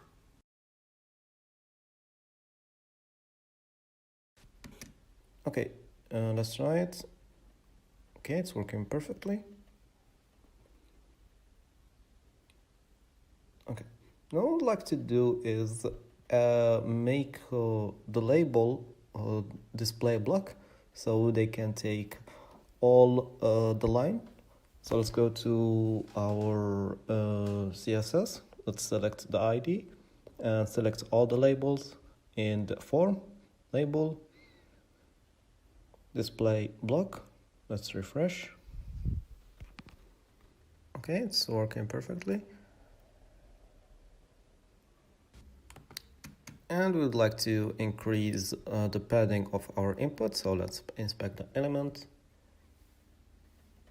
and input padding. Let's try 10 pixel and 7 pixel on top and bottom, maybe 4. Okay, and font weight, let's make it bold, and the color, let's give it aqua. Okay, perfect. Let's copy it and go to our CSS and select form section, input, and paste those stylings. Let's refresh. That seems really nice. Okay, let's try this one. Okay, perfect. Canada and Germany.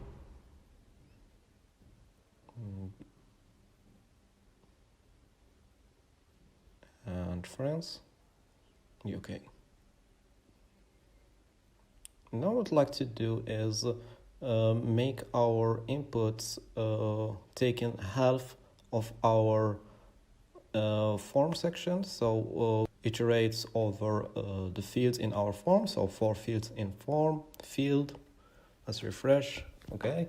Now we want to get back the labels.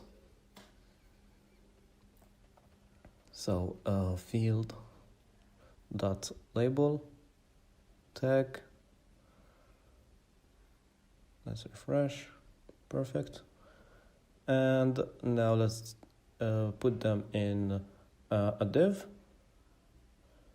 So we will give it a class call medium of 6 and call SM for small sizes screen, and we will give them 12, and let's put them in a row.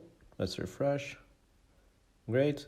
But the filling status, we wanted to take the full width of our form section. So what we're gonna do, we will check if the field name is equal to filling status, means person type. Then we'll give it a call MD of 12. If field equal to type of person, and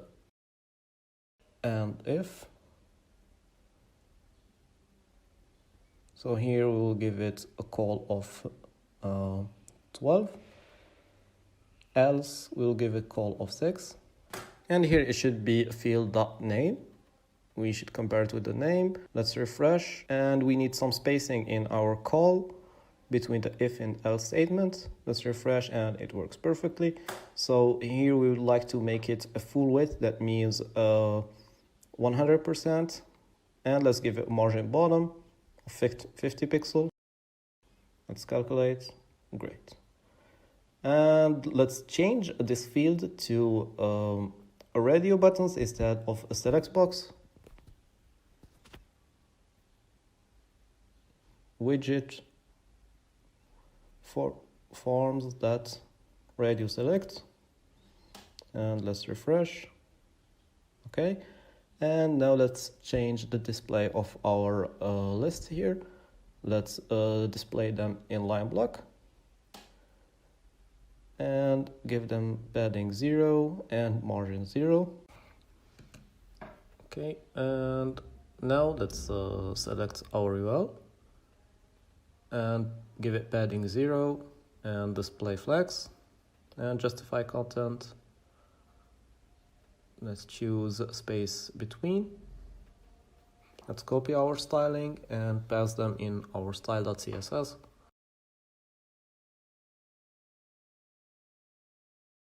Okay, let's refresh. Perfect. And now what I'd like to do is increase the width of our input. So let's give it width 80%. But we want to add the width 80% just for the input that contains a number. That means that has a type number. So let's select all the input that has type number. So input bracket type equal number.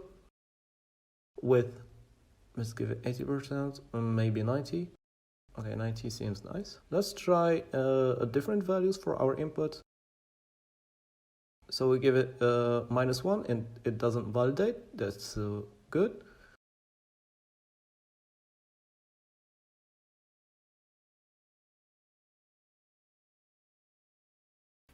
And now we'd like to add a description for a countries. For this example, we'd like to add a description for Germany and another one for Australia. So let's go to Germany dictionary. Let's give it another key name description and paste this description. And same for Australia. Let's copy this one and go to Australia and add another key name description and paste this description here. And we want to add a bold tag for our text. Here it will be $1,500.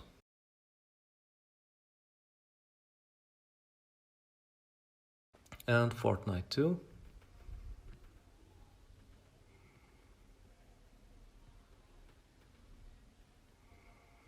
So let's go to our views and get back our description. So if the description is in our dictionary that we got back, so we will pass the description in the context. So let's put the context on top of our if statement. If description in get information, then we will update our context with description and pass our description that we got from get information. And now let's go to our HTML and check if description exists. Then we will pass a description. So let's try it. It works fine, but the HTML tags are appearing, so we need to make it safe for our HTML to render it. And it's bold right now. And let's put it in a paragraph. Okay, and let's give a class of margin top to our form. Okay, let's try it for different countries. And what if someone wrote another thing in our URL that doesn't exist in our country's dictionary? we want to redirect it to the default one, that is USA. So we would like to check if the country tag that he wrote exists in the country's dictionary. So if not country in countries, then the country will be USA. So let's put not in. Okay, great. So if he wrote anything besides the countries that exist in the dictionary, he will redirect him to the USA. Okay, let's refresh. And as you can see, we have the USA right now. And if someone will write anything besides a slash country, for example, he would go to the root URL, we would like to redirect him to USA too. So we'll import the redirect view and give it URL of USA and make it permanent false. Okay, let's refresh and go to our website. And let's remove USA and go to the root. As you can see, it's redirecting us to USA directly. Okay, thank you for watching. And later on, we're gonna deploy our app in AWS EC2 instance. So I'll see you in the next tutorial. Okay, now we are under EC2 instances. So to create an instance, let's click on launch instance and let's search for Ubuntu. And let's choose Ubuntu 18, the first option. Then we will use T2.micro. It's a free tier eligible. That means AWS won't charge us for this instance because we are using AWS 12-month free tier plan. Okay, let's click on review the instance and launch it. And now we click on launch and we need to select an existent key pair or create a new pair. That means we need to create a new pair here because we have a new account, a new instance. So this pair will be used to log in with SSH to our instance. So let's name it COVID-19 and download it. And we're going to use this file to log into our instance using SSH. So let's click now on launch instance. After that, our instance will be launched. So let's go to our console. And to log into our instance, we will need to write the following command, ssh-i, and the path to our key.pem. That means where we downloaded the COVID-19.pem. For my case, it's in the download folder, and -i, the path to key, and Ubuntu, and the IP of my instance. You will get it from the dashboard. So the username for all instances in AWS for Ubuntu will be Ubuntu. And you will find all these commands in GitHub on the README file. So I'm gonna log into my instance. And first of all, I'll need to create a new user in my instance because we are now on the root user and we have all the privileges. And I highly discourage using the root user because we might do some errors and run some destructive command that will ruin our instance by mistake. And now we will create a new user. Let's name it EduSys, Education Ecosystem, and let's give it a password. Okay, here it will ask us for a name and number. We'll just click on enter to continue. We won't fill these informations. And we need to give our user some sudo privileges to run it later on. So with user -ig sudo education ecosystem. Okay. And now let's log into with our user. Great. And what we need to do now is to create an SSH directory to copy and pass our local SSH to the server so that we can log in without the SSH of AWS. So let's give execution and read and write permissions. And let's click on enter. And then we'll create a file with vim that names authorized keys on the folder SSH. And I'll just copy my local SSH credentials and pass them here. So I'll just pass this step because I won't share my SSH credentials for security reasons. And now let's restrict the permission of authorized key. And now let's exit our instance and our user and try to log in with our new user education ecosystem. It is this. And let's wait a little bit. And we successfully logged in to our instance with our user. And now what we're going to do is update our instances if there was any updates and install Python pip and the Python 3 dev and libpq dev and nginx. We have a typo here, it's nginx. And install upgrade pip3 and install a virtual environment. And then we're gonna clone our GitHub repository that we've created. And we will create our virtual environment with Python 3. Then we will activate our virtual environment and install Django and Unicorn. Let's wait a little bit, okay? And now let's go to our settings file and add our IP of the server through the allowed host.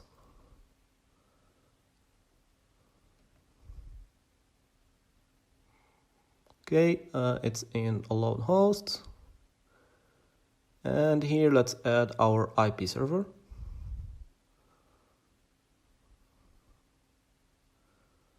Okay, and let's save the file. And let's run our managed script, not here. First we will need to activate our virtual environment. And let's go back and run manage scripts. Let's refresh. As you can see, our server is up and running at port 8000. And then let's try and run it with Unicorn. Once again, let's refresh. And as you can see, the statics files are not here. So we'll need to collect static so our server can read them. And now we need a more robust way for starting and stopping our application. To accomplish this, we will need to add a systemd file for our Unicorn. So let's create one, unicorn.service. And you find the file included in the GitHub repository, so you just need to change the variables there. And let's start our Unicorn and enable it. And see its status, it's active now, good. And let's see if our sock file has been generated. So let's ls stimulus calculator.sock. Great. Now we want to create an nginx file to configure our nginx server. So you'll find this file too on the GitHub repository. So here you will need to change your server name and the name files on /static. That means where your static files lives. And you need to save this file. I'll include this file on GitHub with the variables that you will need to change. And now we need to enable our file by linking it to site available. And let's check our syntax in nginx if it's valid. Okay, it's valid. Now let's just restart our nginx and go to our server and see if it's working.